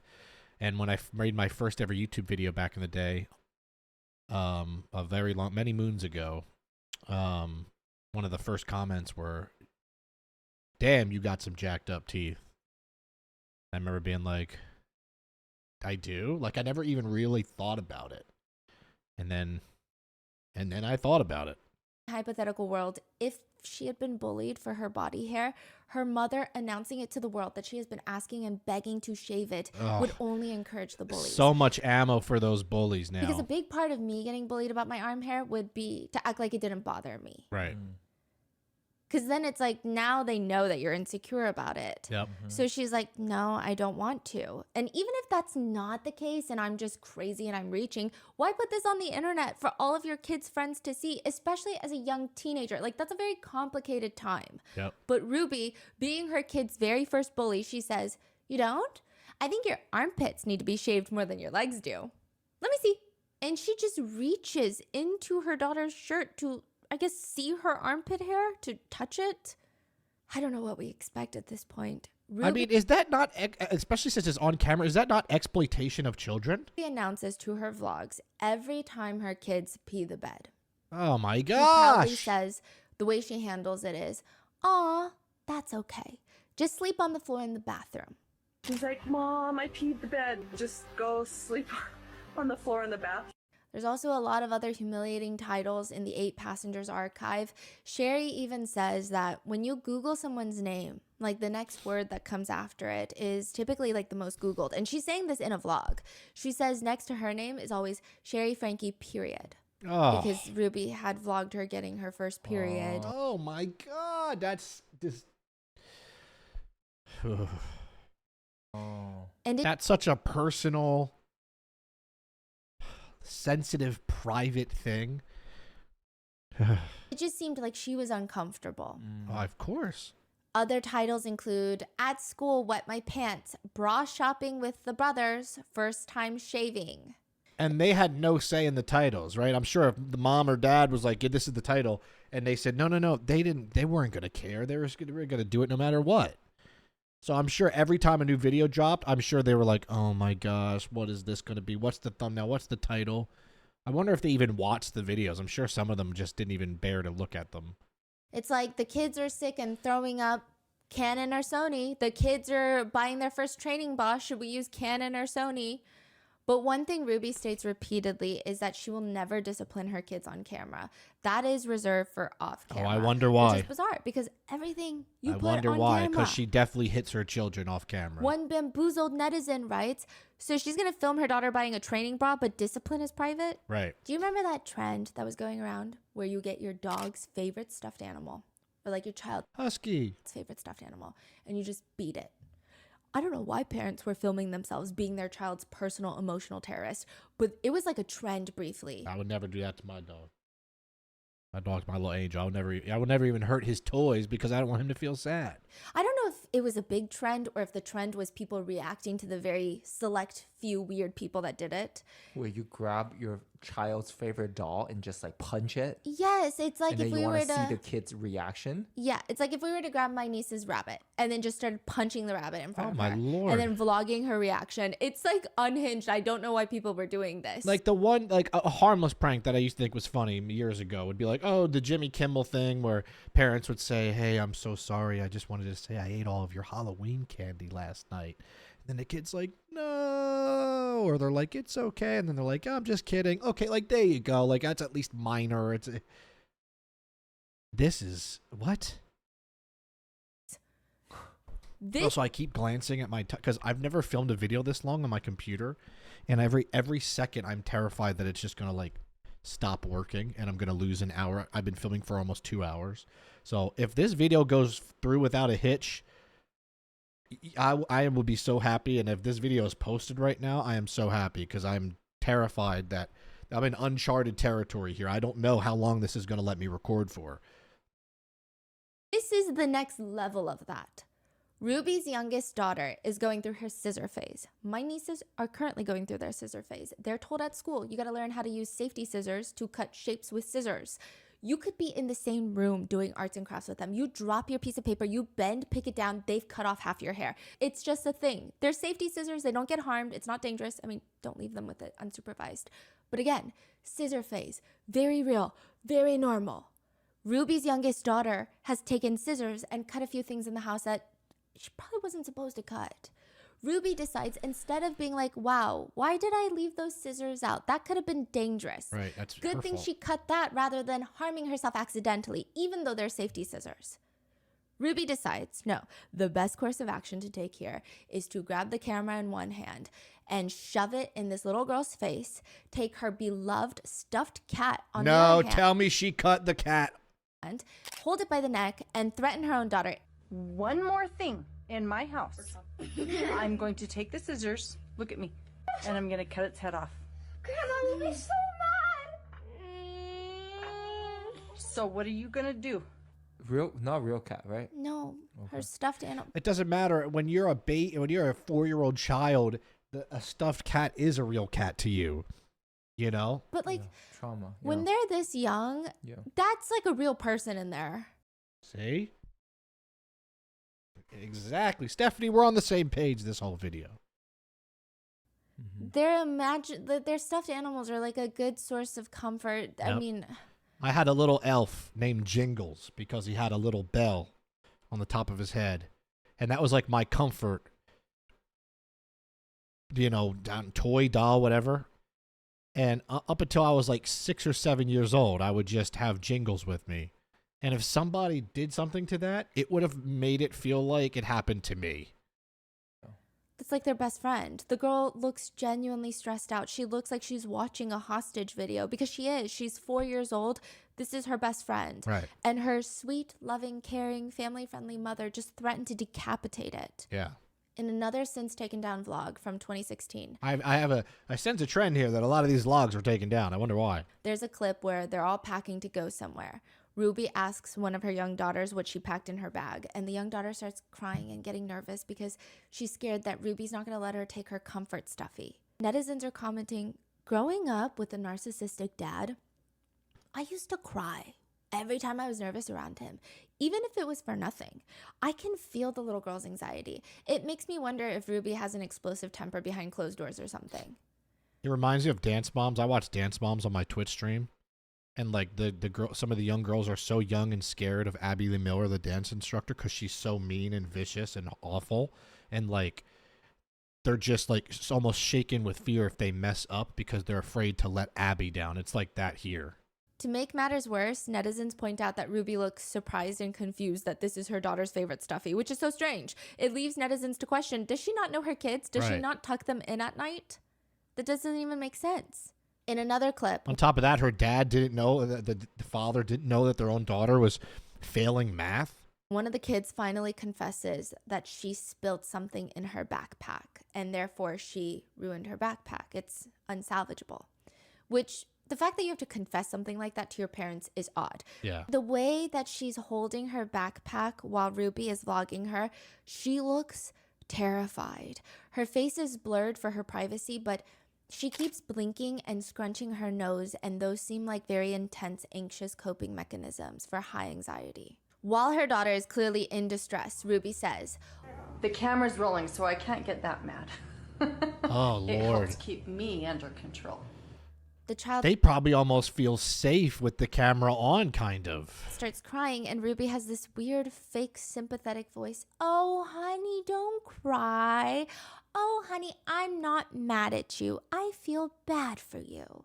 To which the comments now read, imagine a backpack feeling like it's the end of the world. This is so sad. It's not even a big deal. Right. A simple accident and she's terrified of her own mother. Another one reads, her nervous tics are heartbreaking. One of the most damning clips of Ruby, though, is of her in the car vlogging. She's wearing a bright yellow beanie. This is probably worse than the Chad Bed saga, or it's like right up there. So all these other ones are coming out, and I think that people are making videos on them, but unless you're really in the Franke world, I don't know if they would have hit as many people of like, did you see what's going on? Because this is alarming. Ruby is wearing a bright yellow beanie. She holds up her phone. I just got a text message from youngest daughter's teacher, and she said that she did not pack a lunch today. And can I bring over a lunch to the school? This happens quite often when you're raising children, because I know that her teacher is uncomfortable with her being hungry and not having a lunch. And it would ease her discomfort if I came to the school with a lunch. But I responded and I just said, was responsible for making her lunches in the morning, and she actually told me she did pack a lunch. So the natural outcome is she's just going to need to be hungry. Instead of being like, oh, geez, yeah, I'll come by and bring a PB&J. Nope, you're going to starve. Nope, yeah, that's your fault. like actions have consequences. It's lunch. And hopefully nobody gives her food and nobody steps in and gives her a lunch. My hope is that she will be hungry and come home and go, oh man, that was really painful being hungry all day. I will always make sure to have a lunch with me. Right, yeah. I mean, a normal parent here would go, oh my goodness, what if my kid freaking passes out? What if something happens? Oh my God. No, Percy's like, good. And I hope no one gives her a single Pringle. Ooh, I didn't expect to rhyme like that. The child in question that she's talking about is 5 years old. Right. I don't even know a single 5-year-old that packs their own lunch. I was in high school when my mom was helping me. I was going to say, my mom passed away when I was 16. May she rest in peace. She would pack my lunches when I was 15. And not even because I would want to sometimes. She would just do it because she liked doing it and was a great mom. You know? And she knew me well. So, like, 5 years old, I'd be packing my lunch. I would just put, like, Chips Ahoy cookies in there. Pack lunches. The clip was a huge point of contention, along with the Chad being bedless. I mean, there's something about these moms not giving their kids food, proper nutrition, and beds. Like, it's a prerequisite before you get put in jail. Ash Trevino needs to get advised to get her kids a bed. Ash Trevino. I feel like I know who that is. Should I do a deep dive on Ash Trevino in this? I feel like I've seen her on TikTok before. Let me know. I know I give you guys so many comment prompts. I'm sorry if it's annoying. I just like genuinely like asking questions and then you guys get to answer them and I like reading it. But I also like I like to see if people are into something. Is Ash Trevino, is that a big video Stephanie made? Should I watch that one after I finish the series? I don't know. Do you want me to finish the series? Let me know. Regardless, I have never, ever heard of a kid being responsible for packing their lunch at that age. And like, how vicious do you have to be to state out loud that you hope your child starves? That's and crazy. Nobody helps them. That's crazy. Kevin- And she put that on the internet. That's not even just like a text she sent to a friend, you know, where you're just ranting. No, she put that on the internet. And Ruby tried to justify what happened, saying the internet took them out of context once again. Oh, I bet. Saying that the real reason that Ruby did not bring her daughter a lunch to the school is because the drive would take 45 minutes. By the time that Ruby would be there to drop off the food, the school day would be over. Nobody said that in the clip. The comments read, and this is what she's voluntarily sharing on the internet. Right. Imagine what she's doing behind closed doors. Right. In another vlog clip that has been resurrected from the depths of the YouTube graveyards, Ruby is on the phone with her second youngest. Again, probably 8 years old at the time, if not younger. She tells him, unless you find a friend who's willing to share some of their food with you, I don't think you're going to be able to eat. But if you're not responsible for your lunch and your lunch money, that's the natural consequence. and I'm really sorry you're learning this the hard way. It's almost like she gets off on them being hungry. Like, I know it sounds weird, but you know what I'm saying? I will have a wonderful, yummy snack waiting for you when you get home. Just hang in there today and just make up your mind, and you're going to be really careful to grab your stuff when you go to school next time. And maybe you have a good friend who will share half their sandwich with you. That's all. I'm sorry. She hangs up and she tells the viewers while smiling, he sounds like he was going to cry or something. Oh my gosh. In another seemingly innocent but not at all innocent vlog, Ruby is in the kitchen with her kids and she says, Sundays after church when we all just clean through the leftovers, it's like the highlight of my week. I love it so much. One of the kids comes up to say, it is. Mom doesn't get mad at us for eating anything. Oh my Lord. This is how eating disorders are formed. Literally. This is how someone gets an eating disorder. Because of crap like this, man. This makes me mad. Highlight of my week. I love it so much. Mom doesn't get mad at us for eating anything. She responds that, and the kids just open up like everyone's pretty relaxed. Probably because they're not starving. Right? It's been a point of contention throughout the Franke vlogs that the kids never have enough food.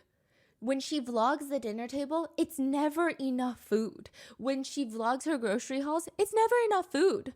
One comment reads, everyone's relaxed because maybe they're not fighting for survival in their own home.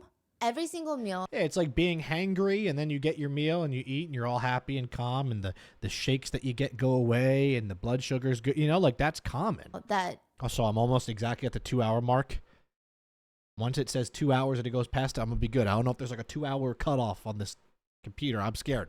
Ruby shows online is neither nutritious nor filling, and it does not appear that the kids have free access to food. The Frankies, even before all of They this, lock it? the whole scandal, they had multiple instances where their own viewers were just up in arms about the fact that they kind of starved their kids. Yeah. Ruby would vlog what's for dinner, or she would do the grocery hauls, and there's no produce, no fruit, no meat. Anything No of nutritional protein. value in the hauls is just absent. Most of it is carb-filled junk. Yet Ruby is very unhappy. She complains the entire time at how expensive each trip to the grocery store has been. Then don't have 6 children. Which most people agree. Groceries are expensive, but she's choosing these carb-heavy, easily prepared meals that are probably selling at a premium. At this point, a lot of netizens are saying, honestly, produce might be cheaper. Yeah. So why are you not getting it? Just grow a garden. Like they have the ground for it. Just make a garden at least. One comment reads, I am a bit stunned. In Ruby's video about their food supply, she doesn't seem to feed the kids any vegetables. Maybe tomatoes in the spaghetti sauce, but she seems to feed the kids carbs And even that, even spaghetti sauce, it's like processed crap sometimes. all day, every day. I was a bit surprised that vegetables were not seemingly a priority for the kids. Another netizen agrees. She feeds the kids crap. All carbs, stuff to fill the belly but not provide much nutrition, very light on the meat, and almost no fruits and veg. Or another comment reads, stop moaning about buying food for your family when you're basically making money off the backs of your kids. Right. And you're a millionaire, okay? Like, relax. Her grocery hauls are pretty terrible. No vegetables, maybe a small bowl of fruit, little meat, and a whole heap of snacks. She definitely carb loads her meals with very little nutrition. All I see are tacos, like frozen tacos, bread rolls, yeah. cookies. Everything is beige and cheap. Even Ruby admits herself that she does not eat enough. She says, it's really painful to up my food budget, but I think it's necessary because I have to eat more. I'm going to eat more. I want to eat more. I don't really like being hungry. It's just very strange that Ruby has such an unrelenting grip on wanting to control the food, the budget. She wants to be perceived as the perfect mom, but she cannot hide the fact that she's not. Yeah, I think the perfect mom will feed their children. I think that's the case. There's this Korean song called like Oma said she I have to pee again. Once again, these are no cuts. These are all raw. I'll let it play. You know, I'm quick. doesn't like black bean noodles. It's when your mom doesn't have money, so you eat the black bean noodles. Your mom tells you she doesn't like black bean noodles, and later the singer goes and she's digging it out of the trash to eat it with rice, the leftovers. But for Ruby, the mere thought of upping the grocery budget to feed her kids would send her into cardiac arrest. And this is clearly not a case of she can't afford it. One comment reads, her nacho night was just sad. Literally just 2 trays of chips, cheese, and leftover pulled pork. Maybe it would have been good as a snack, but how about some freaking fruits or vegetables or something substantial? And I saw one of Ruby's kids cramming a whole burrito thing into her mouth like she's desperate for food. Ruby is always saying cooking is her passion and she loves making recipe videos, but it sure doesn't show. There's like a whole compilation on TikTok filled with the kids' faces. So for this video, I'll likely blur most of it, but you can hear Ruby's voice and it's just her threatening them with food. I'm only going to say it one more time and then you're going to lose the privilege to eat dinner. In a separate clip, she says, The privilege to eat dinner. It is an honor and a privilege. and my kids are literally starving. I hesitate to even say this because I'm going to sound like a mean barbarian, but I told the kids, I said, I'm not even going to let you eat breakfast until you get your chores done. Wow. Here is a very non-comprehensive list of all the times that she's threatened her kids with starvation. Stop crying or I'm going to have you go upstairs and you won't have any breakfast. In another clip, she says, I'll buy an expensive cereal and say this needs to last us a whole week, and it's gone in an hour. The boundary is I don't buy cereal anymore. And you get oatmeal until I believe the children will be boundaried with the cereal. The self-confidence of someone with such little common sense is terrifying. If your kids can eat what you think should last a week in an hour, then your portion size math is not adding up. Correct. The math ain't mathin'. There's a clip of Sherry, the eldest daughter and the New York Times bestseller. She says, Our lunch is a little bit different than yesterday because Mondays and Fridays are 1900 calorie days. And then Tuesdays and Thursdays are 1700 calorie days. And then Saturday and Sunday and Wednesdays are 1500 calorie days. You got to wonder, where does this even come from? Is this childhood trauma too? Is she going to touch into Ruby's parents and stuff? Because, like, where does this come from? Who just has kids and goes, yeah, we're going 1500 calories today? What in the world? Especially for, like, growing children whose bones and bodies are literally growing. And today is 1700, which the fact that Ruby has put out these arbitrary rotating calorie days, which, by the way, none of these even provide enough calories for most active growing teenagers. Correct. It's just very sick. Many netizens are left wondering at this point, how is it even possible that she posted all these vlogs? Mm-hmm. True. One writes, I find it difficult to fathom the dinners Ruby gets away with serving. Recently, one of her kids complained about having chicken noodle soup for dinner again, and it seems like they had it the night before. I took a good look at the table, and it was like a modest little bowl of soup was all that was served. There weren't any dishes to indicate bread or salad. Because if I have soup and that's it, I'm going to need some grilled cheese minimum with it. And that's minimum. To be served along with the soup. Ruby just encouraged everyone to eat so they won't have soup again for the next dinner. The whole video blew my mind. Another comment reads, my question is, how are none of the teachers reporting this? Correct.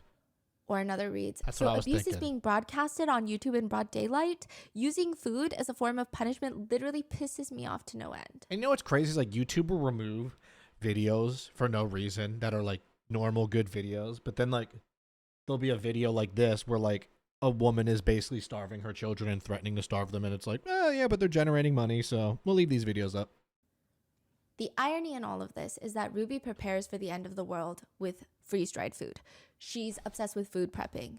I'm pretty impartial to doomsday prepping. What do I know about when the world is going to end? Emergency stock, highly recommend, probably advisable.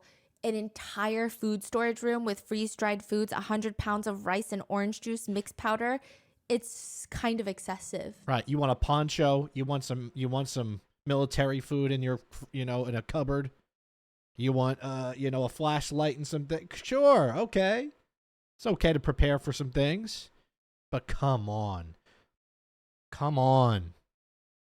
Like, even if an emergency did come up and you had to use the food that you freeze-dried, you already have enough. So why are you continuing? We may not need any of this food ever.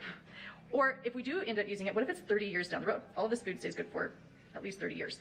She has all of that. Yeah, and she has 30 years worth of food, kids but her kids are starving. And because I'm just on a rant here, there's another vlog clip of Ruby telling her Stephanie, viewers you rant away. I'm enjoying it. that her youngest daughter is manipulating her into letting her stay home by saying that she's sick when she's not. She makes her out to be this little vindictive girl with big evil plans of like a psyop takeover. She's a kid. She's a child. Psyop. It is only when Ruby takes her temperature and realizes that she has a fever of 101 that she admits, okay, fine, she's not manipulating me. She says to the vlogs, and I could hear her whimpering and crying, and then at 4 a.m, she came in and got in bed with me, and she was just whimpering. Don't you hate it when your kid is sick and they don't have a fever until the whining starts? I just thought the whining was because she was manipulating me. Not She's 4. True, I guess. She's not feeling well. I gave Julie a tongue lashing. Why does she have the Miranda Sings outfit on with that dark lipstick and this? That will not ever be repeated nor recorded. Just use your imagination. It was bad. You have to throw up twice before I come get you. Excuse me? Isn't it like 5 if it's just like a little? If you throw up, you throw up. If you throw up twice, you call me. All of this had some... Bro, I'm like deeply, deeply disturbed by that. And the way that she does, like, she looks at them and like, what been circulating online. But again, it's not until the bed saga that all of these get dug up from the YouTube graves and they start recirculating. And speaking of the bed situation, a lot of netizens have problem with Ruby's bed buying tendencies or lack thereof, very similar to Ash Trevino. She would just not get her kids the necessities when she can clearly afford to. There would be moments in the vlogs where she expected her kids to be grateful. She would demand some sort of big response in exchange for purchasing them socks. What? Not like new fancy socks that all the kids are wearing that they really don't need, but like their current socks all have holes in them. Other netizens back in 2016 even felt it was odd that in the videos, the kids would be gifted on their birthdays things like bedding, sheets that they desperately just what everybody wants for their birthday. Bedding. Need. Not like, ooh, this is the new anthropology sheet that I need. They don't have sheets. Birthday present, sheets. Some people were commenting, I noticed everyone seemed to be overly excited about getting pillows, which I found was odd. Another comment reads, I think parents are supposed to provide you with a bed, sheets, pillows, etc., independent of your birthday. Correct. Same goes for socks? Question mark. Another comment reads, the birthday presents were the last straw for me. Passing off a bed that one of her kids needed as a birthday gift is disgusting. You provide your children with a bed and bedding, period. That's not a gift. Yeah, that is the bare minimum. The bare minimum should be a bed that can support them, their back, they're growing. It's like you should not have to be rewarded proper clean linen, bedding, socks, underwear. That should not be. That's when you have children, okay? You have the privilege of having a child and bringing a human into the world. You then have the responsibility to make sure that they are healthy, clean, and comfortable. That should not be a, oh, you got it. Hey, happy birthday. I got you,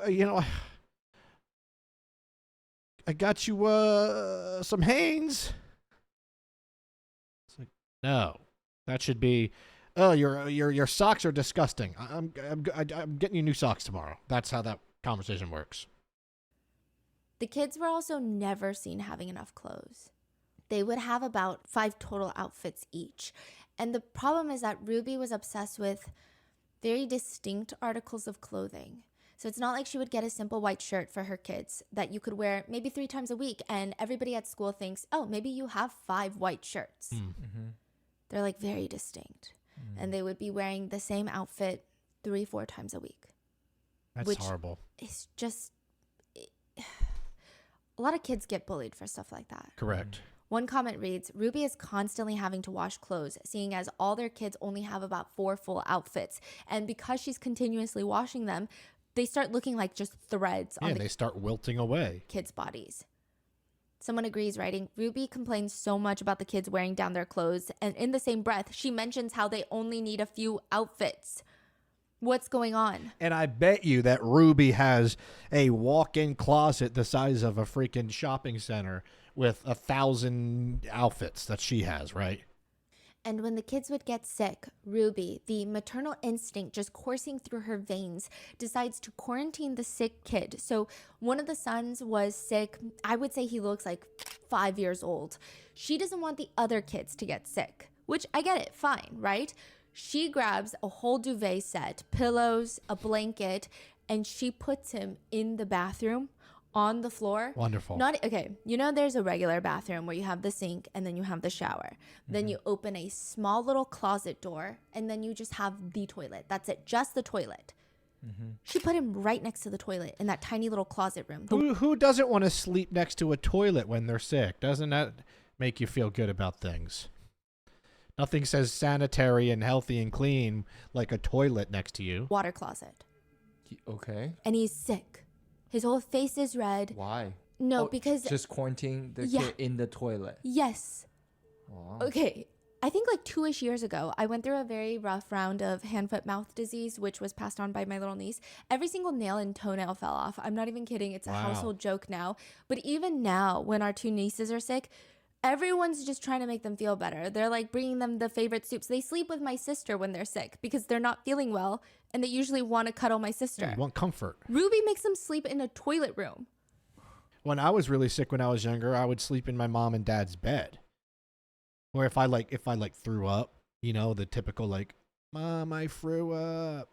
Like standing at the end of the room, like in the middle of the night. They're like, all right, come on into bed. But it's also the My way parents that told me to get into the bathroom and sleep, I would be like, what? she's mentally raising them. One comment reads, those poor little girls have motherhood and subsequently being a housewife pushed on them from so early on. Yep. Save thinking about children for when you're not children yourselves. It's silly to think about that now. Another comment reads, I rarely comment anywhere anymore, but in their newest video, I was so glad when I heard Ruby say to Sherry, you could be a great teacher or lawyer or engineer, etc., etc. But then Ruby goes on and says, but most importantly, a good mother. I realize it's important to be a good mom in their culture, their religion, and even would have just been fine to include into the list, like, and a good mom. But most importantly, it is likely that it's because Ruby got married at 18. She had I didn't know that. her first baby at 21, and she never really had her own life. And for whatever reason, she wants the That's like the type of mom, though, where they'll be like, instead of saying you would be a great mother one day, like you could, or what, it's like you will be, you are going to be. And if they don't have children, in her mind, it's like you're a failure. And that's sad.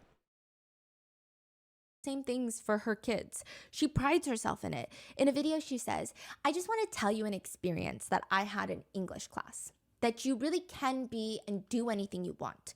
I was in an advanced English class, so everyone who was in the class was ambitious. And we had a college prep person talk to us, and we went around the room, and we had to stand up, say our name, and what we wanted to be when we grew up. And everyone that stood up said lawyer, doctor, all these wonderful, ambitious goals. And when it was my turn to stand up, I said I wanted to be a mother. And the lady said, that's okay. And what else do you want to be? And I said, a housewife. I want to stay home. And my teacher said, Ruby, I would like to see you at the end of class. And he let me have it about how I was not being ambitious and how I was going to let my talents go and I was settling. And I think that day marked a time in my life where I said, you know what? Not only am I going to do it and show him who's who, you know, I'm going to be good at it. I'm going to be a mom and a housewife, and I'm going to be a good mom. And this is how good of a mom Ruby is. In a separate interview, she shares a story where she has no sense of self-awareness of how cruel she is. She shares every little sinister story like it's a cute, wholesome lesson. She says, a year ago, my daughter was saying her prayers. She was 6 years old at the time. She was saying her prayers, and she said the cutest thing. I thought it was so cute, and I started laughing. She said, Dear Heavenly Father, please help me to survive. And I thought... What? Oh, how adorable. Look at the other lady. Oh, what a beautiful, lovely thing that the child is saying. It was so cute. And I just thought it was cute. Dear God, please let me survive. Oh, so cute. It took me off guard, and I just kind of giggled a little. That's not funny. That's alarming. Yeah. She's 6. She should be praying for an American Girl doll, not for yes, or she should be watching Bluey or something. for basic survival. Or Miss Rachel. Which Chad already did in the wilderness when he went to Anastasia. He was praying for basic survival. Yep. This was, again, before the bed incident. So now people are bringing this up again. When he was 14, he was sent to this wilderness camp. The whole Anastasia saga is a whole thing. The way that Ruby and Kevin are talking about Anastasia, you would think that for every teenager that goes into the Arizona wilderness and breaks down into tears, they get paid $1 million. The way they promote this wilderness camp is pathological. They're talking about sending him. They're dropping him off. They're clearing out his room. They're redecorating his room. They're missing him. They're picking him up. They're seeing him again. They're reacting to him being back home. It's non-stop Anastasia vlogs. Ugh. Which, again, this is just kind of bizarre when you really think about this is the context of a, quote, troubled teen therapy that they're sending Chad to, which is typically known to do a lot more harm than good. To which they talk about Anastasia a little strange. Kevin says, now you're probably wondering what the heck we're talking about. Chad today has just entered the Anastasia Foundation Wilderness Therapy Program. He's going to spend the next 8 to 10 weeks living in the desert mountains of Arizona. So you're probably wondering, what did Chad do? Okay, well, we're not... He probably forgot to flush the toilet or something. He ate too many Starbursts. So now he has to go duel a coyote. I'm going to entertain that stuff, but it's an accumulation of things over the years. Well before we started YouTubing, or well before we got into social media, and it's reached a point where Chad needs to develop some very basic maturity and skills that he's going to need as an adult. We know later that it stemmed from him getting expelled from school, and this was a recommendation from his new therapist, Jody Hildebrandt. Oh, yeah, we're going to get to learn about her eventually, if you guys want me to. The Anastasia therapy program. She seems terrifying. But Ruby says in the vlog, this is like a reset, like a start over, like a do-over, a fresh beginning. Kevin says, the idea with wilderness therapy is that you can survive with these peers in the wilderness with nothing more than the clothes on your back and a couple of field supplies. Then there's nothing in this world that you can't tackle. Ruby says, they don't even sleep in tents. They sleep on the bare ground. So if the apocalypse ever comes and the zombies come to get us. Why are they so obsessed with these post-apocalyptic doomsday things? Like, leave that stuff for the movies, okay? It's just not worth all the freaking frustration and anxiety and stress about something that you cannot control in the future. We will be very grateful that Chad is trained. He's going to mature out there. He's going to have a lot of growth and a lot of time to think and really decide the quality of person he wants to become. I'm really proud of him. I'm really excited. They said it's like the real wilderness out there. There's snakes, there's bears, there's coyotes, cougars. Bears. Like it's the real deal. Kevin butts in. We want Chad to have some of those experiences. I think we want Chad to be mauled by a bear. Close encounters would be good for him. And he'll come home and he'll be like, dude, I survived and there were bears. I can do anything. I'm not scared at all about that kind of stuff. What I lose sleep over is when kids start self-sabotaging their own efforts. Yeah. That's the kind of stuff that really concerns me. She's basically saying, as a mom, I'm not scared about my son confronting a bear in the wilderness. I'm scared of self-sabotage. What is that? What is she even saying? It's like the most bizarre fear. Kevin says, bottom line, it's going to be a very long time before any of us see Chad. We'll hear from him weekly in the letters to the family. We will. We're excited to see how all of us, not just Chad, but how all of us are impacted and changed by this experience. The thing with Ruby is that she's a yapper. She's so good at talking in a way that makes it seem like she's an amazing mom, or at the very least, she's a mom trying her best. I feel like she's probably playing a character. You know what I'm saying? Like, she's probably playing what she feels is a perfect mom, because she's obviously a sociopath, a narcissist, a psychopath, and those type of people, they almost have to emulate because they don't actually feel emotion. They don't actually feel empathy. They just have to act like they do. She says, Chad's on the trail, but at home, we're also going to be on a trail. We're going to be walking alongside him, and we're going to be making commitments for us to change and for us to try and become better parents for Chad and for our other kids. We've always believed in being honest with you guys. We're not into playing with your emotions because I know you guys are really invested in our family, and I feel a responsibility to be upfront with you and honest. You know, there are things that happen in your family that other people don't know about, and it's the same with our family. There are things that happen in our family, and you don't know about it. So just trust us that we're doing Oh, that's some foreshadowing right there. When Chad gets back, Ruby makes Anastasia the only thing that he can talk about. She forces Chad to talk over and over about his experiences. I'm sure how good it was for him. And it doesn't appear like he had a great experience. Even if he did, I'm sure it's still a sore spot that your parents just send you to fend for yourself for months. I would feel abandoned. Yeah. They not only sent him, but they paid over $10,000. Good Lord. What? $10,000. Yeah. Usually you do something like that to win $1 million on like a reality show. It seems like they probably paid around like $15,000, but it could go up to like $40,000. Some parents take out loans to send their kids to these crazy camps. Wow. How about like some vegetables? Yeah. Right. Some pillows. Yeah. Some bedding. And like maybe try talking to your kid. Yeah. Right. Maybe conversation would be something, huh? The worst part is when Chad gets back, Ruby has this whole vlog dedicated to surprising him with his room and trying to make it homey. She covers the entire room in Anastasia memorabilia. It's like a gift shop for the therapy program. I don't know why Ruby was adamant on that. One comment reads, I find it disturbing how focused Ruby was on filling Chad's room with Anastasia reminders, when for all she knows, it could have been a really traumatic negative experience for him. Right. He could have been so He has to now wake up on a damn Anastasia bed. excited to come back to his home and have a proper bed, only to discover that his room has been turned into a mini Anastasia and constantly reminds him of it. It just feels like another way for her to control and brainwash him, rather than a mother who cares about her son's interest. Also, the fact that he gained 10 pounds while on this rigorous wilderness program was rubbing netizens rightfully the wrong way. He also states that when he got back, he had no clothes because, quote, when I went to Anastasia, mom got mad and threw some of my clothes on the floor, and then she just donated them all. Since then, unseen footage of Ruby filming vlogs has come out. So it seems, like I said, the family has given over 1,000 hours of unseen footage to the documentary makers. And there's some pretty terrifying stuff in the unedited footage. I can't even In one imagine. video, she's sitting at the bottom of her bed, and she has the aura of a kindergarten teacher that I would not trust my hypothetical children around. Polite, but she seems incredibly unempathetic. There are about 53 Saturdays in a year. She lifts up a glass mason jar filled with marbles. This jar is holding 100 marbles. Listen, I do struggle with spatial awareness, but it does look like 53 Saturdays and 53 marbles, but maybe it's 100. She repeats, this jar is holding 100.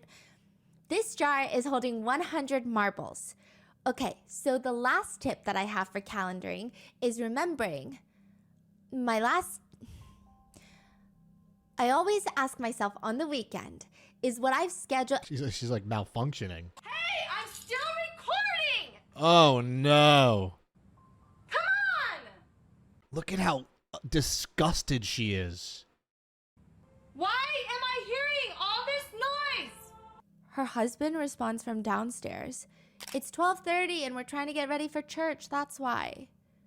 You see her turn off the camera. Oh, she went down and raised hell. Get up, or seemingly get up, and then get back down to turn on, and she's smiling again. I am a busy mom with 6 children, and I'm always on the go. In another vlog, this is obviously something she cuts out.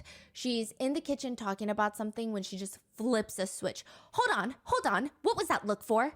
She's talking to one of her kids. One of her kids says, sorry, I just got nervous. Don't give me a weird look, just be yourself. That is myself. Well, then change it. What? That's sinister. Be yourself. That is myself. Well, then change it. Whoa. Whoa. The way she says that. Well, then change it. Like deep voice. Dude, holy hell. In another Literally holy hell. clip, likely to show off how happy and picture perfect Ruby is and how she is an admirable mom for, at least on camera, fulfilling her legal duties of taking care of her kids, just doing the bare minimum on camera, not even behind the scenes, but on camera. Right. She wants all the kids to sit on the couch for a vlog. And I guess a few of them are not cooperating because they're children. And she screams at the husband, sit her down on the flipping couch. This has been going on for years nonstop. In another clip, Ruby is setting up the Christmas tree and Chad is helping her. He looks pretty miserable. But it's not like Ruby is actively trying to have a good time and bond with her son. She just blows up out of nowhere. Chad, I asked you to give me a night where it's enjoyable to be with you. Chad, take that look off your face and just be happy to be with us. But I'm What not. a wonderful thing to be told by your mom. Okay, you know what then?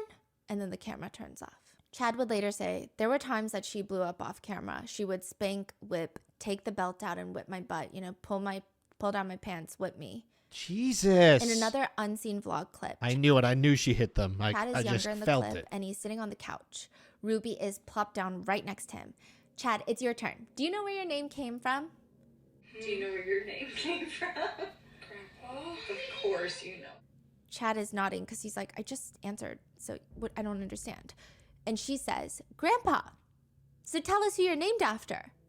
This is like a very confusing conversation. I just said Grandpa, then you said, of course you know Grandpa. So now I'm like, why are you asking me again? I'm so confused. He's confused. And he says, Grandpa. And she looks agitated. Which Grandpa? Okay, we're going to try this again. And you're going to be a little more talkative here. I am. I'm talking. I'm answering your questions. She's silent for a moment, and the camera doesn't pick it up too well, but clearly there's someone talking or hanging out in a nearby room. Hey, if I hear one more word, get out! Then you hear Kevin's voice off camera saying, "Get out and close the door." Ruby is looking at her kids with such disdain and disgust, and she turns to Chad. "If I'm going to let you vlog." Let you vlog. "I don't. And I'm going to spend all my time helping you. You're going to help me too." "I don't know what to do." "Be excited to tell them where your name came from, even if you have to fake it. Fake What? being happy, okay?" Fake being happy, she says. "I don't know if I can right now. I don't know why. It's just, okay, well, I'm going to take a break." In another clip, she's sitting in front of the camera. I'm scared. "You're perfect for Easter." "No, you are not entitled to talk while I'm recording. Sit back up there and be quiet. Go downstairs now, both of you." It's just like... By far, one of the more alarming unedited clips to come out is Ruby is sitting at the dining table, shoving her ring into the camera. I imagine it's a new ring that she got a gift from Kevin. I don't know. Kevin is holding the camera. And Ruby's little daughter is trying to climb up onto the kitchen table. Maybe she's trying to grab food. Maybe she's trying to grab a snack. Maybe she just wants attention. Or maybe she's just 4. Right. Ruby reaches over, puts one hand on the back of the little girl's neck, the other hand to cover her mouth, but it's also covering her nose because she's 4 and Ruby's an adult. And by the force of grabbing her head, she forces her off the table and just yanks her down. And she tells Kevin, "We're going to cut that out. You get down and be quiet. It isn't your turn to talk. Now sit." When you are... I'm going to cut that out. Wow. You get down and you be quiet. This isn't your turn. Now sit. To the 4-year-old? Yeah. I mean, she really grabbed her fit, dude. I started this video and I said, I just have a feeling I'm going to get so mad. And I am at that point of enragement right now. If you're the father there, you should be ashamed of yourself for not saying, "What are you doing to our daughter?" Don't grab her like, oh.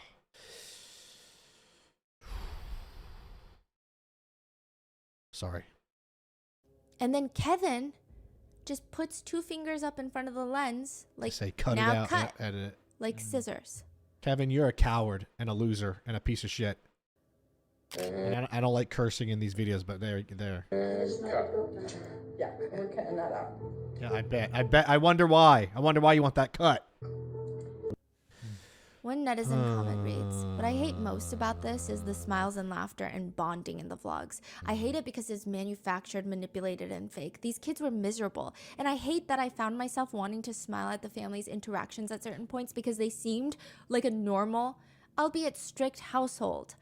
I'm glad I never gave this family a single view." That's the guise of evil this woman gave to everyone. She smiled and laughed while the kids were suffering, and we didn't even know it until it was too late. So while all of this new footage is being drawn up, Chad says he remembers that they got this very expensive attorney and PR person involved, and they suggested to Ruby that she apologize for all of these instances. Kevin says Ruby's response to that was, "Over my dead body. Jesus. I'm not sorry. I'm saving Because she's a narcissist. my family. We're going And to they can't take blame for anything. show the world what real parenting looks like. We're going to show the world what it's like to make impossibly tough decisions because you love your child." Wow. She said, "Apologize over my dead body." Yeah. This is when Ruby It's hard to apologize when you're never wrong about anything. Franke goes off the deep end. Ruby's entire reaction to everything is, "You think I'm bad? Let me show you how bad I can be." Her parenting style very quickly goes from call CPS to like, "I think we need SWAT teams." Like, this is becoming extremely fanatic religion. It's not even LDS faith anymore. It's just her religious views are going straight past normal faith to just full-blown extremist. It's not the same religion anymore. She's using it to exert power in the name of faith. She becomes obsessed with God and vlogging about God. She says, "This is literally the way that God intended our children to be raised up. This is what happens when things go awry." It brings us back to home base, which is, I'm a child of God. I am at the center. That is where I am centered. And so I've been brought back to base. And I decided that I was going to have more prayers to get through the day because I feel like I've been working really hard. She starts offering up advice to other moms. You know that I am teaching another parenting. Oh no, not Ruby teaching a parenting class. Jeez, literally the worst possible thing ever. Lord have mercy. I hope no one went to that class. So we just wrap. Yeah. She starts making like full dedicated videos to offer up advice. And in one clip she says, "What I say is often really difficult for It's like P. Diddy teaching a dating class. People to hear. And what I'm suggesting is that your woke child is a walking zombie. And you have the opportunity to wake that zombie up. But we are beyond band-aids. We are beyond putting a little bit of ointment on the wounds. We I guess she's not beyond duct tape. are beyond that." The title of the advice video is aggressively titled, "Your woke child is a walking zombie."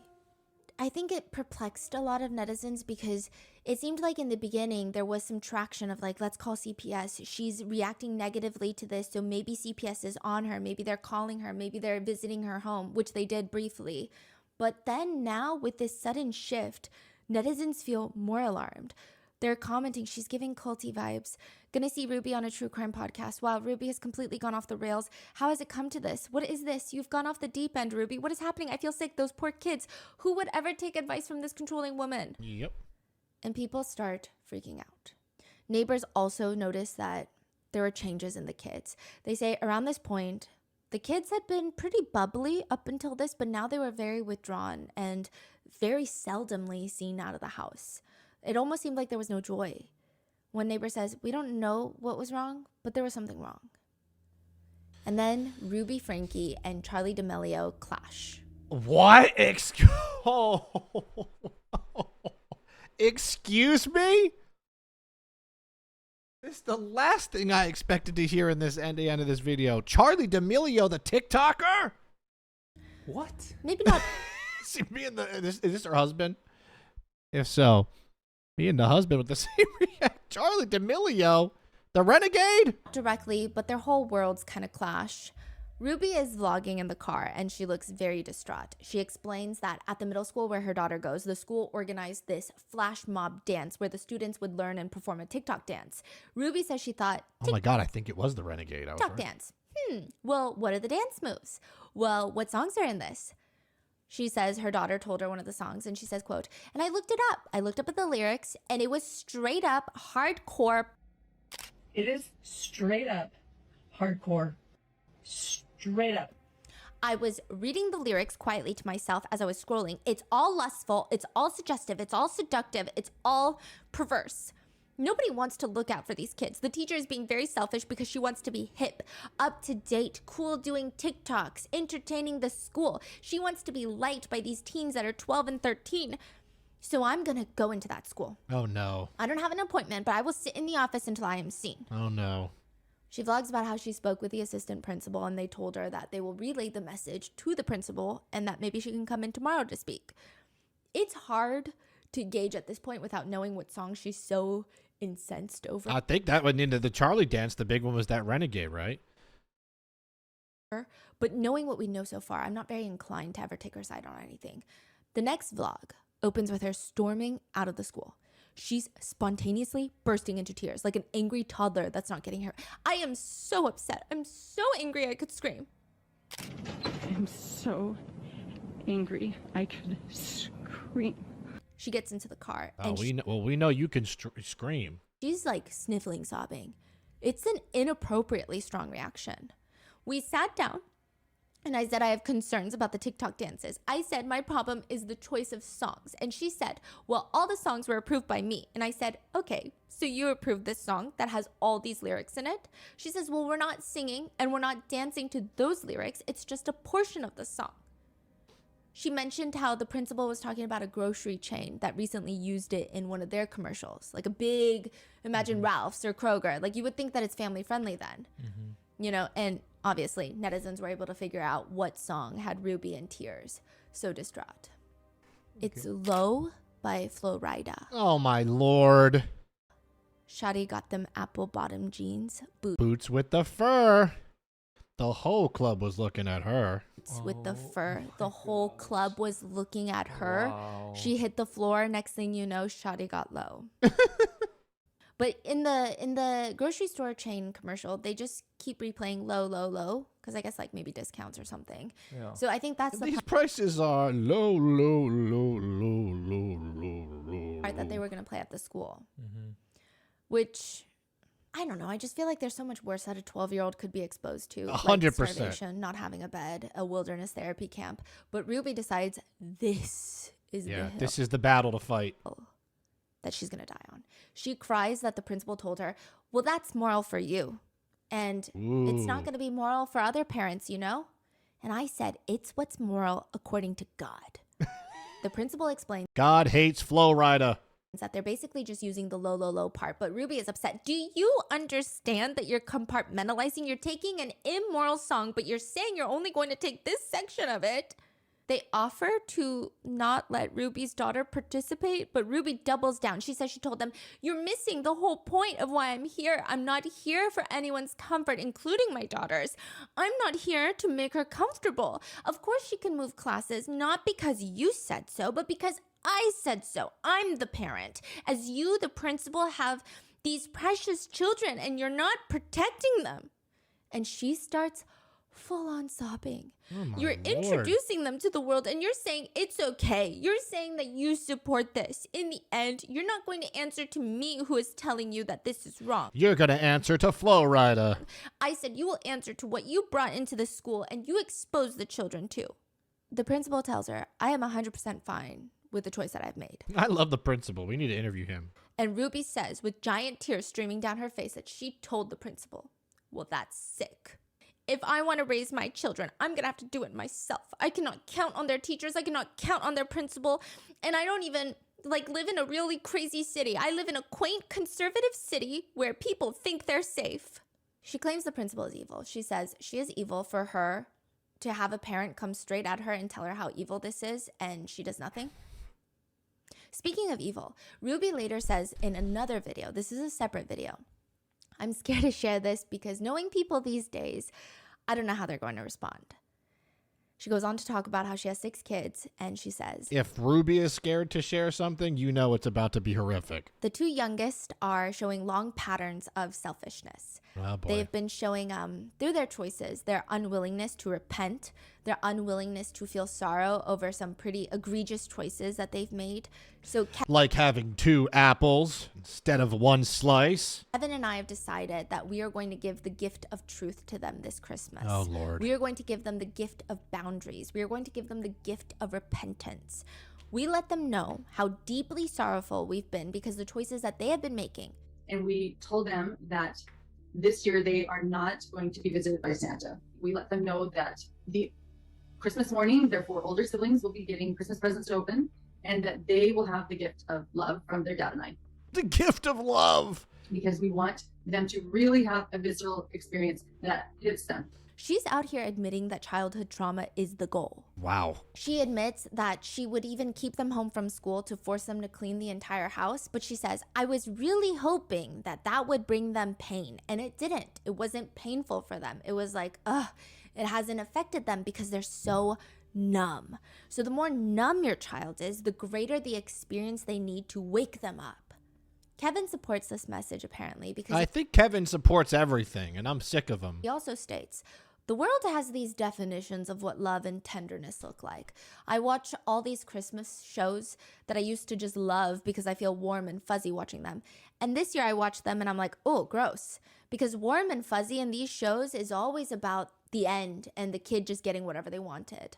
The world has this message and society has bought into it, hook, line, and sinker, that love looks like commercialism. Love looks like your kid gets the big thing, big boxes, big red bows. That's love. If you love your children, that's what you're going to do.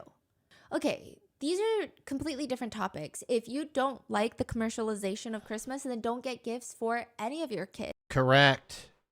Thank you, Steph. I was literally about to say that. Or do homemade gifts or do something fun for each other. Right. Still have some family time. Still bake some cookies, you know. Ugh. Why single out the 2 youngest kids who, out of all the children, probably take Christmas the most seriously because of their age? I still love Christmas so much. I decorate. I live alone. I'm single. I'm a bachelor.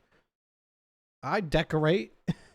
My mom used to decorate, and when she passed away, I always said to myself, I will continue that legacy, and I do it. Nobody told you to buy a Lamborghini. And I'm 35. Even a small Someone please marry me. educational toy to open on Christmas morning would suffice. God forbid a child is happy. One of the neighbor's kids and her parents came over to give the youngest daughter a gift. Aw. The other mom says, Ruby answered the door, and my daughter said, Merry Christmas. Can you give this gift to the youngest daughter? She took it, and then she closed the door, and my daughter happened to see her later, and she was so excited. She was like, did you get it? I picked that one just for you. And her face just dropped, and she was like, I didn't get it. My mom made me throw it away. Oh, my God. Made you throw it away? The two youngest Not even donate it at the very least? were forced to watch all their siblings open presents, Oh, and my they gosh. got nothing. Oh, my gosh. And this is when Ruby ditches her entire 8 passengers YouTube channel and starts strictly posting about being a, quote, mom of truth. Oh, She boy. changes the channel name. Oh, boy. When was this? This is in like 2021. Oh, wow. Mom 2022. of truth. Yeah. And we're going to get more into that in part 2 and 3. But neighbors who are trying to closely monitor the situation, they start telling CPS. They start reporting Ruby Good. because she's online saying things like, children, little children are sexual beings. And when What? a child goes into their room and they do order where there was once chaos, they put their toys away and they pull their bed tight, fluff up their pillow, and they organize all their stuffed animals and dolls. They put order to it. And then they step back and they feel really good about it. That is an act of being sexual. What? Little children are sexual beings. And how many of your children have done this where they take all of their animals and order them? They put order to it. And Jody. Mm-hmm. then they step back and they feel really good about it. That's an act of being sexual. Exactly. How? Oh, what? Yeah, to which someone comments, so that's called organizing? Right. Organization. Maybe some OCD.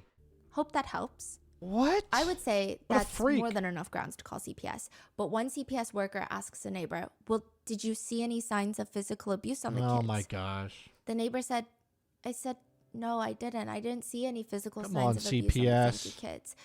The CPS worker just told me that they needed to see some physical evidence for them to be able to step in.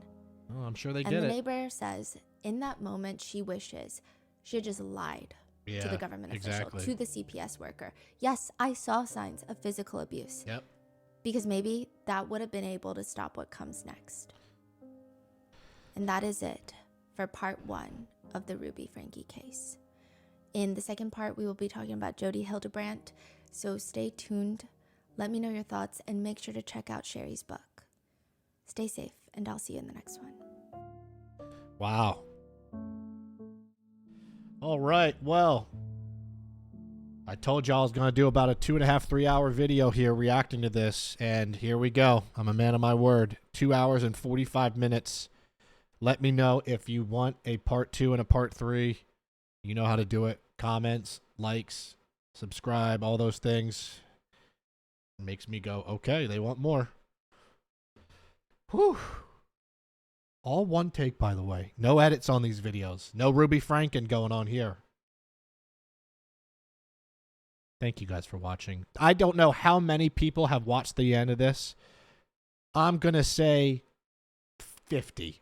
How many people have actually come to the end of this video? 2 hours and 47 minutes. What can I do like a secret comment code? How about this? If you watch to this exact point, comment Merry Christmas. So that everybody watching and goes, what in the world? What day is it? And we're going to know if they're fake or not because they have no idea what we're talking about. So Merry Christmas. That's it for me here on Triple R. Every Tuesday, Thursday, and Sunday. I'll see you right here. Peace out.